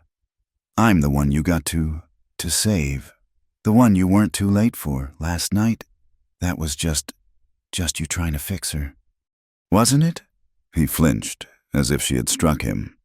You're trouble, he stammered, his mind reeling. You're a reminder of her, of what I couldn't. It was the wrong thing to say. It was the cruelest thing he could have said. Clara slapped him. Her arm swung, and the sound echoed in the cabin, just as it had in the dark, when she had woken from her nightmare. But this was not fear. This was righteous, terrible fury. He stood, stunned, his cheek glowing red. How dare you? She seethed, her voice low and shaking. How dare you? You do not get to use me as your ghost. You do not get to lay your hands on me and pretend I am her. She is dead. I am alive. She poked him in the chest, her fingers striking his heart. I lived. Jonah, I fought. I ran. I am still here. And I will not be your penance. I will not be the woman you saved to make up for the one you lost." She backed away, her chest heaving. "You are not a monster because you were late," she cried, her voice breaking. "You are not a monster because you failed her. You are only a monster if you choose to be one. Right now. By giving up. By turning me into this." He stared at her. The anger was gone. The despair was gone. There was nothing left. She was right. He had failed Eliza. And now he had failed Clara. He had taken her, not for her, but for himself, to quiet the ghosts. And in doing so, he had just become one. "You're right," he whispered. He turned away from her. His movements were slow, no longer angry, but filled with a terrible, final resolve. "I am a monster," he said to the wall. "I'm a killer. I'm a bounty." He picked up his rifle from the floor. He checked the action. He grabbed his heavy coat. Clara watched him, a new, cold fear gripping her. "Jonah, what are you doing?" He walked to the door. He did not look at her. "I'm done running. I'm done. Being this, you're right, I'm a monster. Monsters get hung. It's time." What are you talking about? I'm turning myself in," he said. He pulled the bar from the door. At least the bounty might do some good. Maybe it'll buy your passage somewhere safe." He was committing suicide. He was walking out into the snow to find the first lawman he could and give up. He opened the door. A blast of wind and fine, new-fallen snow filled the cabin. The white, empty world waited. "No," Clara whispered. He took a step out. "No!" She ran. She threw herself at him. But he was a mountain. He did not move. "Let go, Clara," he said, his voice dead. "It's over." No, you don't." She was desperate. She did not know what to do. She fell to her knees. She wrapped her arms around his legs, his waist, clinging to him like a child, her face pressed against the rough wool of his coat. "You don't get to do this," she sobbed, her words muffled against him.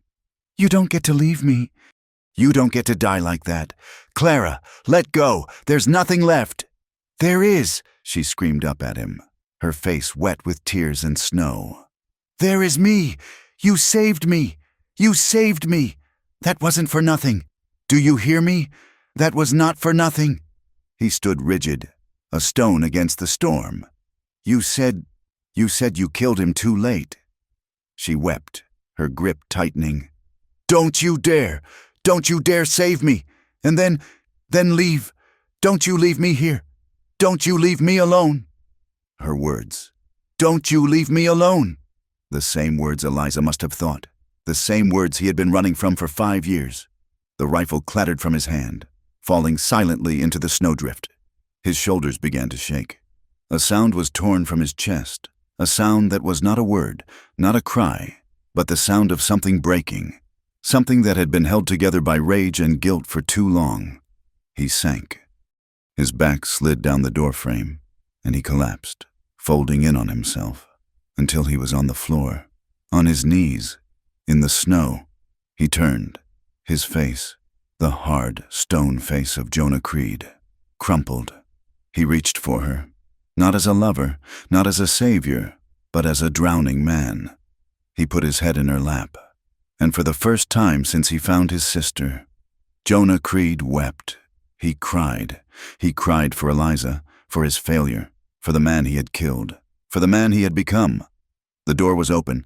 The wind howled, blowing the snow in onto them, covering them in a fine, white dusting. Clara did not feel the cold. She held him.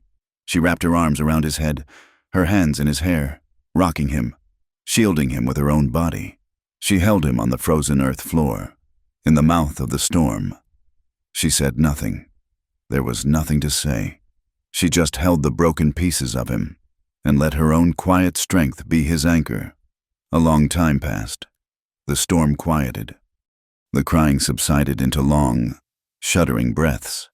They were both freezing. He stirred, pulling his head back. His face was raw, his eyes red. He looked at her, truly looked at her, as if for the first time. He saw not a ghost, not a victim, but Clara. With a trembling hand, he reached up and pushed her hair back from her face, his thumb brushing the tear track on her cheek. "Clara," he whispered. It was the only word he had. She leaned into his touch, her eyes closing. He reached behind him, his hand fumbling for the door, and pulled it shut. The thud was soft, final. They were in the dim, cold cabin, kneeling on the floor, facing each other. He did not move. He was asking, pleading. This time, she kissed him. She leaned forward and pressed her mouth to his. It was not the fire of the night before. It was slow. It was the taste of salt and snow, and a pain so deep it had no words. It was a promise. He kissed her back, a kiss of profound, shuddering gratitude. They did not move to the bunk. It was too far. He pulled the dusty buffalo hide from his pallet by the door and spread it on the cold floor. In the faint, dying light from the stove, slowly, with shaking, numb fingers, they undressed each other. The rough wool, the worn canvas. It was not an act of passion. It was an act of survival, an act of grace. It was a need to have nothing between them.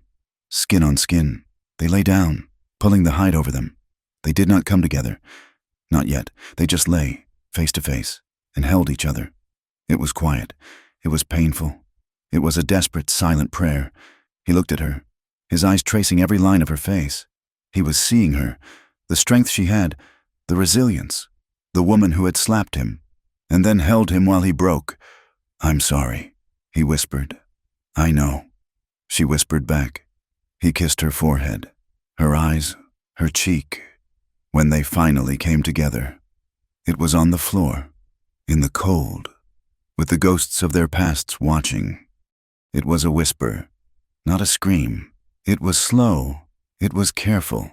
It was two broken souls fitting themselves together, finding a way to make a whole. It was a salvation, a quiet, desperate, and agonizingly hopeful pledge in the heart of the unforgiving wilderness. The quiet that settled between them after the storm was different. It was not the silence of strangers, nor the charged stillness of the blizzard. It was a new, fragile peace. They moved around each other in the small cabin with a shared, unspoken understanding. The ghosts had been met, and for a moment, they had retreated. Jonah was quieter, but the coldness was gone. When he looked at her, he saw her. He watched her mend his torn shirt, her head bent, the firelight catching the brown and gold in her hair. He watched her bank the fire, her movements now as sure and practiced as his own. She was no longer a runaway. She was a survivor. She watched him. He had let her see the broken thing inside him, and in doing so, had become more solid. He was still a man of shadows, but he was no longer a ghost. When he handed her a cup of coffee, his rough fingers brushed hers, and neither of them pulled away. They had become a fact, a two-person world, buried in snow, existing only for each other. This small, domestic truce lasted for 4 days. The snow was beginning to crust, the air holding the faint, sharp promise of an eventual thaw. On the 5th morning, Jonah rose before her. He dressed in silence, his movements economical. He did not stoke the fire. He picked up his rifle. "Where are you going?" Clara asked, her voice thick with sleep. "Perimeter," he said. "The snow is hard.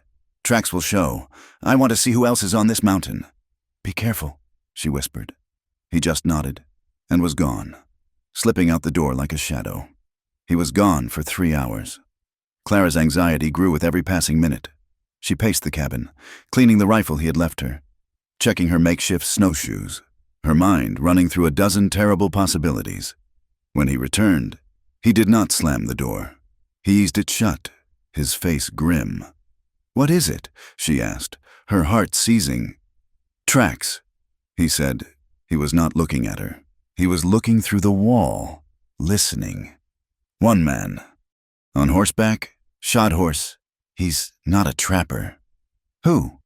"A scout. He came up the south ridge, looked over the valley, saw the smoke from our chimney. Then he rode back down. Fast. Clara's blood turned to ice. She knew, with a certainty that stole her breath, who it was. It was not the hunters. It was Rollins. It was her father. It was Sloane. "They know we're here," she whispered. "They will," Jonah said. "He'll be back, with friends. We have 2 days, maybe less. The sun is melting the lower passes." He began to move, not with panic, but with a terrible, swift purpose. He grabbed a square of canvas. He wrapped the last of the smoked venison, the hardtack. "We have to leave," he said. "Now!" Clara's mind was racing. They were on foot. The posse would be on horses. They would be tracking an outlaw, a killer, and a ruined girl. "Jonah," she said, her voice shaking. They want you. That's the $500 bounty, but they want me too, to take me back." "I know." "We should split up."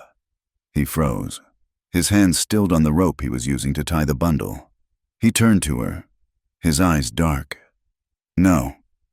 "Listen to me," she insisted, grabbing his arm. "It's the only way. You're one man. You can hide. You can move faster. They'll follow you. I can go the other way. I can say I was lost, that you took me. They'll just take me home." "No! It's practical!" she cried, her voice rising in desperation. "They will catch us both if we are together. One of us might make it if we split. Please, it's the only way." He grabbed her, his hands hard on her shoulders. His face was a mask of old, cold fury. "I once let someone I loved die alone," he said, his voice a low growl that came from the depths of his memory. "I will not do it again. I am not leaving you. We go together, or we die together. There is no other way." The finality in his voice was absolute. It was not a choice. It was a fact. She looked into his eyes, and the fear was replaced by a grim resolve. "All right," she whispered. "Together." They left the cabin, their sanctuary, without a backward glance. They took the 2 rifles, the ammunition, the bundle of food, the whiskey flask, and the buffalo hide. Jonah led them, not down, but up. He pushed them higher, toward the jagged, wind-scoured ridges above the timberline. It was a brutal climb. The snow here was thinner, blown away by the constant gales, but the rock beneath was slick with ice. They were exposed, 2 small dark figures against a blinding white and gray landscape. The air was thin and bit at their lungs. Clara's ankle ached, a dull, throbbing memory of her first day. But she did not complain. She just put her feet where he put his, and kept moving. They climbed for a full day. They made a cold camp that night, huddled in a shallow depression between 2 boulders, sharing the buffalo hide. They did not risk a fire. They ate the frozen venison, their hands numb, their bodies aching. "They'll be in the valley by now," Jonah said, his voice muffled by the wind. He was scanning the vast whiteness below them. 1,000 yards down. "Can they see us?" "Not in this. We keep moving before first light." He took the first watch. Clara slept, a restless, dream-filled sleep, her head on his thigh. He sat, his rifle across his knees, a stone sentinel in the howling dark. The second day, they heard them. It was not a sound. At first, it was a feeling, a vibration in the rock. Then, the faint, baying echo of men, not shouting, calling to each other. They were in the basin below, fanning out, the scout leading them on Jonah's tracks. "They're faster than I thought," Jonah said. He pulled her behind a ridge. "They're on horses. They'll have to leave them at the timberline, but they're still moving." They pushed on, scrambling over rocks, their hands raw. The posse was closing the gap. The first shot came just after noon. They were crossing a narrow, open saddle of rock between 2 peaks.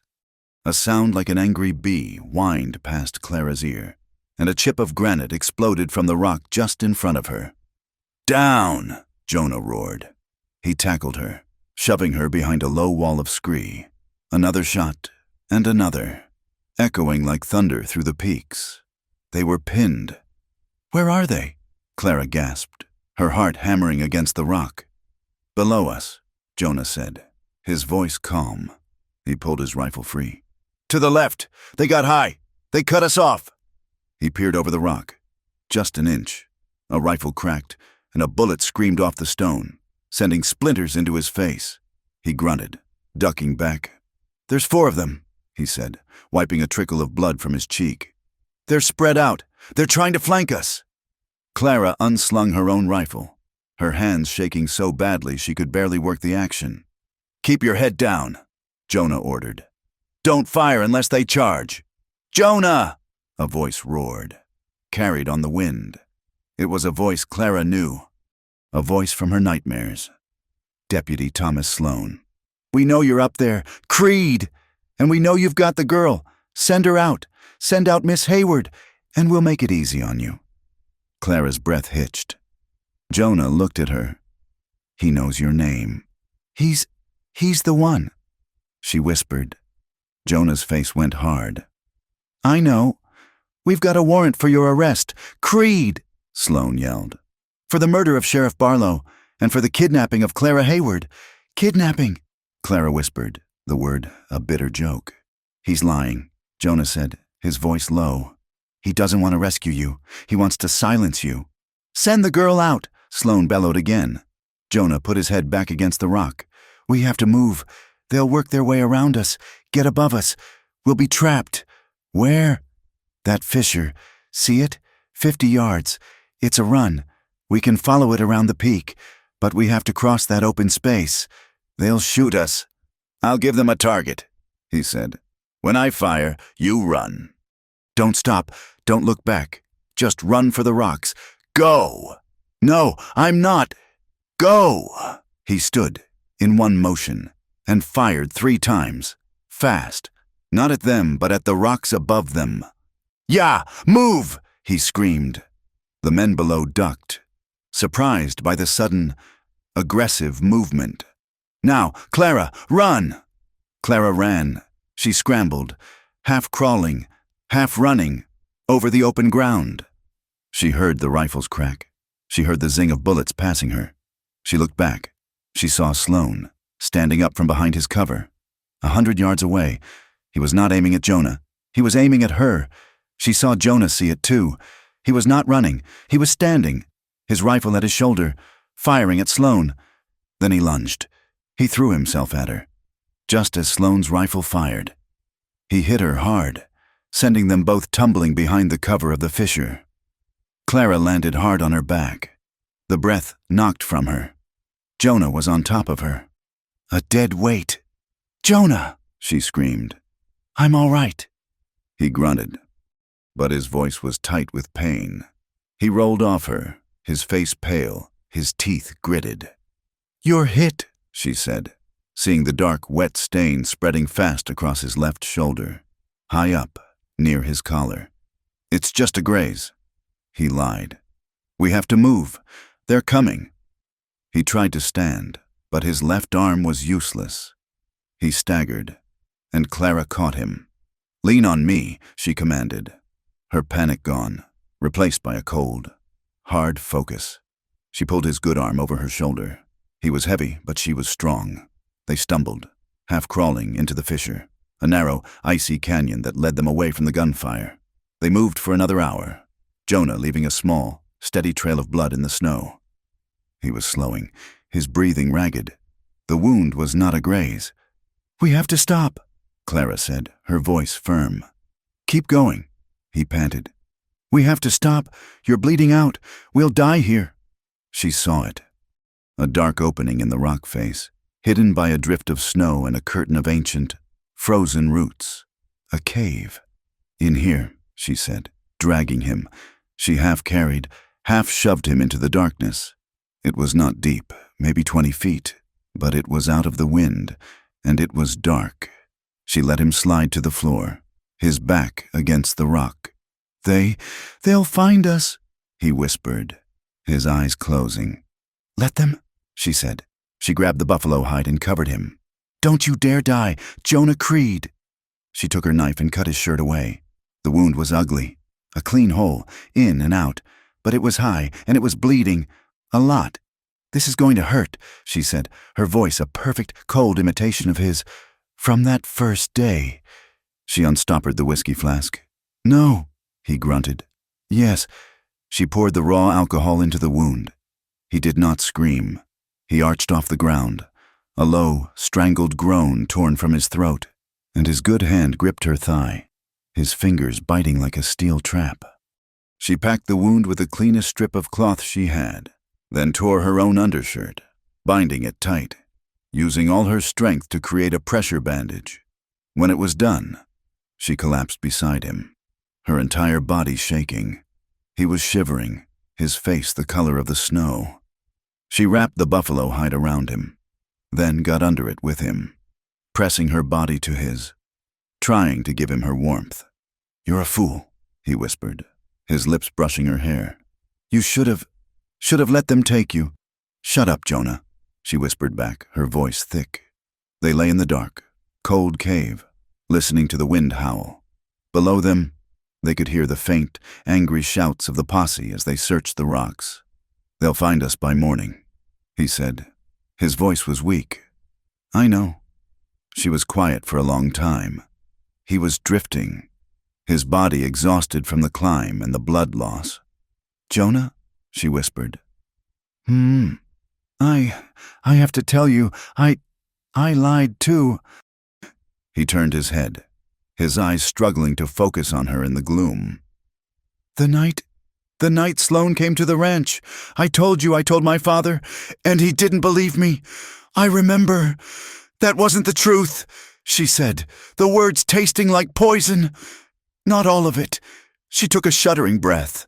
The last wall. I told him what Sloan did. I showed him the bruise, the scar on my neck, and he looked away. He said, "What does it matter now, girl? You're ruined anyway." He was making the deal with Pritchard. For the ranch. Jonah was very still. He said, Pritchard will still have you. His money will cover the shame. It will keep a roof over our heads. He wasn't just letting me marry him. He was selling me. He was selling me to Amos Pritchard to buy Sloan's silence, to cover it all up. My own father. He sold me to the man who ruined me. He sold me to save himself. She was crying, but not like before. These were cold, hard tears, the tears of a final, terrible understanding. She was completely, utterly alone in the world. Jonah was quiet for a long time, his breathing shallow. He shifted, his good hand coming up, his fingers stiff with cold. Finding her cheek, he brushed away a tear, then were the same. He whispered, his voice rough. We both have nothing to go back to. The words hung in the darkness. The truth. He was a wanted man with no family. She was a disowned woman with no home. They were nothing. They were free. Clara looked at the mouth of the cave, a pale, gray opening. The wind was rising. The shouting had stopped. They were making camp.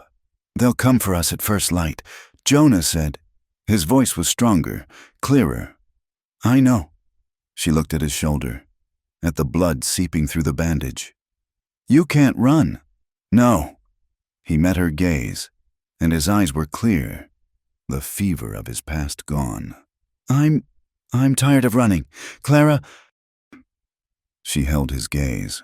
The fear, the anger, the shame. It was all burned away. All that was left was the man beside her. Me too, she whispered. The decision was made. It was as silent and as final as the mountain. They would not run. They would not be dragged back. They would face them. Here. They lay in the darkness. The hours passed. He was in pain. She could feel the shudders that ran through him. She held him tighter. Sometime in the deep of the night, he turned his head, his lips finding hers. It was not the desperate, angry kiss of the cabin. It was not the healing, tentative kiss after his confession. This was a farewell. It was slow and deep and heartbreaking. It was the kiss of two people who had found each in a storm, only to be consumed by it. It was a promise of a life they would never have. With his one good arm, he pulled her closer. They moved, their actions slow, pained, and deliberate. They shed their heavy, rough clothes, their bodies pale in the faint moonlight that touched the mouth of the cave. They made love, there, on the cold stone floor, wrapped in the hide of a long-dead beast. It was a final, desperate act of living. It was quiet and profound, and it was a pledge. It was a joining, a final union, a no to the world that had tried to break them. They would not die as victims. They would die as this, together. After, they lay tangled, their bodies cooling, the cold of the cave creeping back in. Jonah was weak. He was drifting, his breath a shallow whisper against her skin. Clara held him, her face buried in his uninjured shoulder, and waited for the dawn. He was asleep. She felt the moment he succumbed to the exhaustion and the blood loss. She whispered into the darkness, her lips brushing his skin, though she knew he could not hear her. "If there's a next life, Jonah," she breathed, her own tears freezing on her cheeks. "I'll find you. I'll find you on some hill, somewhere warm." The gray light of dawn was a coward. It crept into the cave, a pale, watery thing, revealing two people huddled under a buffalo hide, their breath clouding in the freezing air. Clara was awake. She had been for hours, listening. Jonah was asleep, a restless, feverish sleep. His body was hot, his breathing shallow. She heard it first, a sound that did not belong, the scrape of a boot on rock, far below. Jonah's eyes snapped open. He was instantly, terribly awake. "They're here," he said. His voice was a dry rasp. He tried to sit up, and a sharp, agonizing breath hissed through his teeth. His shoulder was a mass of frozen, bloody cloth. "They're climbing," he whispered, listening. "Coming up the fissure." Clara's fear was a cold, solid thing in her stomach. This was it, the end. Jonah looked at her. His gray eyes, clouded with pain, were clear. You were right," he panted, his good hand finding hers. "That hill, somewhere warm. Jonah, don't," she whispered. "I'm done," he said. He was not surrendering. He was stating a fact. His body was spent. "But you're not." He grabbed the rifle with his one good hand. "Stay back, in the shadows. Do not move. Do not make a sound. Let them pass. Let them find me." "No," she said, her voice breaking. "No, I won't leave you." "You're not leaving me," he said. He pushed the last of the dried venison into her hands. "You're living. You hear me? You live." He pulled her face to his. He kissed her, a hard, desperate, final kiss. It tasted of blood and whiskey and a terrible, beautiful love. "Live, Clara." "Jonah!" But he was already moving. He shoved himself away from her, rolling onto his good side, with a sound that was half groan, half war cry. He grabbed his rifle and staggered to his feet. "I'm here, you bastards," he roared, his voice echoing down the canyon. "Creed! I'm here!" He burst from the mouth of the cave. He did not run down. He ran up. He scrambled up the icy rock face, his one good arm pulling his failing body. A target, drawing their eyes, drawing their fire. "No!" Clara screamed, crawling to the mouth of the cave. She saw them. 4 men, 5. Sloan was in the lead, his face purple with the cold and the climb. The hunters from the woods were with him. And behind them, his face gray and broken. Her father. "He's up there!" Sloan yelled. They opened fire. The bullets ricocheted from the rocks around Jonah. He was not firing back. He was just climbing, leading them away from her. He was slow, too slow. His wound, the blood loss. He stumbled. He reached a small ledge, 100 feet above her.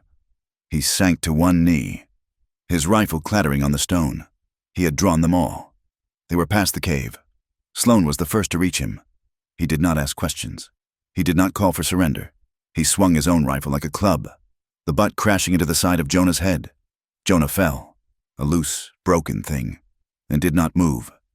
Clara bit her own hand, her teeth sinking into the flesh, the salty taste of her own blood choking her scream. She watched, helpless, as they swarmed him. They kicked him. They tied his hands and feet like an animal. Sloane stood over him, breathing hard, triumphant. Got the killer, he yelled. He looked back at her father. And we saved your girl. She must have fallen. Or maybe he killed her. Her father just stared at the snow. Clara shrank back into the darkness of the cave. She watched them tie a rope around Jonah's body and drag him, unconscious, back down the mountain. She was alone. She was alive. And she was empty. The trial was a spectacle. It was not held in the small courthouse. It was held in the Rollins General Saloon. The tables and chairs pushed back to make room. The place was packed, shoulder to shoulder, with every man, woman, and child in the county. It was hot, smelling of stale beer, wet wool, and a thick, ugly anticipation. Judge Ephraim Stone, a tired-looking circuit judge, presided from a table at the front. Jonah stood before him. He was barely conscious. His hands were bound. His head was wrapped in a bloody bandage, his shoulder in another. He was held up by two deputies. Deputy Thomas Sloane was the star witness. He stood tall, his badge gleaming. We tracked the killer, Your Honor, for 2 days, through the worst blizzard this territory has seen. He had taken this poor, innocent girl, Miss Clara Hayward. He had filled her head with lies. He resisted arrest, violently. We had to subdue him. Clara's father, Robert Hayward, was called. He looked like an old man. His eyes were dead. She was not herself. Your Honor, he bewitched her. She ran off, and he took her. We are just grateful to Deputy Sloane for saving our daughter, or what's left of her. The crowd murmured. A woman in the front row wept. The judge sighed. He looked at the broken man held by the deputies. Jonah Creed, you have heard the testimony. You are charged with the murder of Sheriff Barlow of Montana Territory. You are charged with the kidnapping of Miss Clara Hayward. This looks final. Son, this court sees nothing here but a rope. Have you anything to say in your defense? Jonah swayed. He raised his head. His eyes, swollen and bruised, scanned the crowd. He was looking for her. She was not there. He must have thought she was safe, that she had run. His head sank. No, he whispered. I have something to say. The voice was not loud, but it cut through the saloon like a razor. The crowd turned. The men at the back parted. She walked forward. This was not Clara Hayward. This was not the pretty, ruined girl of Rollins. This was a woman. She was gaunt, her face thin and brown from the wind, a long, angry-looking scar on her cheek. Her hair was hacked short, matted with mud and pine needles. She wore the bloody, torn wool trousers and shirt of a man. She looked as if she had been carved from the mountain itself. She walked to the front, past her father, who shrank from her. She did not look at Jonah. She faced the judge. My name is Clara Hayward, she said, her voice clear and carrying. And I was not kidnapped. A collective gasp sucked the air from the room. Sloane stood up. Your Honor, the poor girl is clearly mad. She is... I am not mad, Clara said, her eyes locking on Sloane. I am not bewitched. I am here to tell the truth. She turned to the judge. I ran from my father's house. I ran because he was forcing me to marry Amos Pritchard, to save his ranch. She pointed at Deputy Sloane.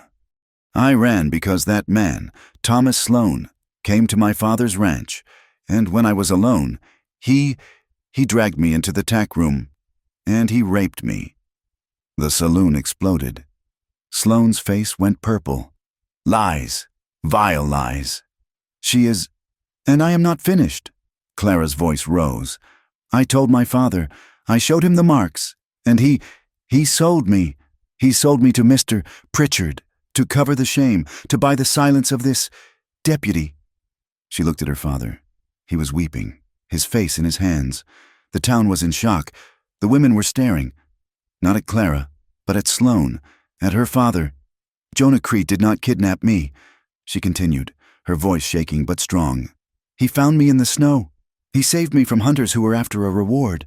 He saved me from the blizzard. He saved me from the fever. He protected me. She finally looked at Jonah. He was staring at her, his swollen eyes wide, as if seeing a ghost. He is a killer, she said, her voice dropping. He told me so. He killed a lawman named Barlow. He killed him because Sheriff Barlow did to his sister, Eliza, what Deputy Sloane did to me. He killed him because the law, his law, would not. He killed him to get justice. He got it too late. She turned back to the judge, her testimony complete. That is the truth. You can hang him, but you will hang him for the truth. The judge was stunned. He looked at the crowd, at the muttering, angry faces of the men, at the weeping women. He looked at Sloane, who was pale and sweating. He looked at Robert Hayward, a broken man. He slammed his gavel. Order! Order in this room! He looked at Jonah, then at Clara. Jonah Crete, the judge said, his voice heavy. You have admitted, through counsel, to the killing of a sworn officer of the law. This court cannot and will not abide that. This court finds you guilty. Clara's eyes closed. However, the judge continued, given the extraordinary and profound mitigating circumstances, as testified, under oath, by Miss Hayward, this court does not find the charge to be murder. The charge is manslaughter. Sloane looked like he had been struck.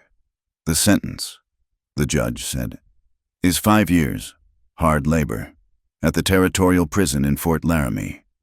Jonah did not fall. He stood. It was a victory. It was a life. 2 different deputies, men Clara did not know, stepped forward to lead him away. As he passed Clara, he stopped. He was close enough to touch. He just looked at her. His eyes, through the bruises, were clear. The gray stone. You came back, he whispered. I am not afraid anymore. Jonah. He nodded. Just once. Live, he said, and they took him away. Clara stood, alone in the center of the room. Her father approached her, his hand out. Clara, child, let's go home. She looked at him, her face empty of all emotion. My name, she said, her voice cold and clear, is not Hayward. I have no father. I have no home. She turned and walked out of the saloon. She did not look back. She walked out of Rawlins, past the staring faces, and did not stop until the town was a speck behind her. She did not go far. She went back to the mountain. She found a place on the road that led up the pass, a place where an old way station had burned down, leaving only a stone foundation. She had nothing, just her name, which was no name, just her body, which was her own, and just her will, which was iron. She worked, she hunted, and sold the pelts in a different town, a town 40 miles east. She bought an axe, a mule, nails, flour. For 5 years, she worked, she hauled logs, she laid stone. She built a life from the mud and the rock. The station rose again. First a single room, then a small barn for the mule, then a proper house, with a porch and a sign she painted herself. Clara's, just Clara's. She became the woman of the mountain. Trappers, travelers, men on the run, they knew her. She was quiet. She was hard. She served hot coffee and venison stew. She asked no questions, and she waited. 5 years. It was a day in late October. The sky was a low, gray sheet, and a cold rain was falling, the kind that promised the first snow. Clara was splitting wood by the side of the house. She had a rhythm, the thwack of the axe a steady beat against the sound of the rain. She paused. The axe held low. A man was walking up the road. He was not on a horse. He was on foot. He was thin, terribly thin, but he was walking steady. He had a long, matted beard, threaded with gray, and his hair was long, plastered to his head by the rain. He wore rags. He walked up the path and stopped, 10 paces from her. He just looked at her. Clara looked back. She saw the new lines on his face, the prison pallor under the beard, but his eyes were the same, gray stone. He was looking at her hands, calloused and strong on the axe handle, at her face, weathered by 5 winters, the scar on her cheek a pale, white line, at her eyes, which had never stopped looking for him. "Clara," he said. His voice was a rasp, rough from disuse. She could not speak. She just nodded. She let the axe fall from her hands. It thudded into the mud. He did not run. He just walked. He closed the 10 paces, his eyes never leaving hers. He stopped in front of her, so close she could feel the cold radiating from his wet clothes. His hands, scarred and raw from 5 years of breaking rock, came up. They were shaking. He did not grab her. He touched her face, his thumb tracing the scar on her cheek, as if he were blind. "You waited," he whispered. "I told you I would find you." She whispered back. He pulled her in. It was not a gentle embrace. It was a collision. It was an anchor finding its stone. She wrapped her arms around his thin, hard body, her face buried in his cold, wet shoulder, and held on. He held her, his hands gripping her back, his face buried in her hair, as if he were holding on to the entire world. They stood in the cold, driving rain, holding each other. No one saw. There was no one to see. There was just the mountain, and the forest, and the sound of the rain, and behind them, the yellow, warm light from a window, and the smell of wood smoke from a chimney. A home. Thank you so much for listening to this story. We would love to know where you are tuning in from. Please drop a comment below to say hello and let us know. Be sure to subscribe to From Wild West and share your thoughts on Jonah and Clara's journey.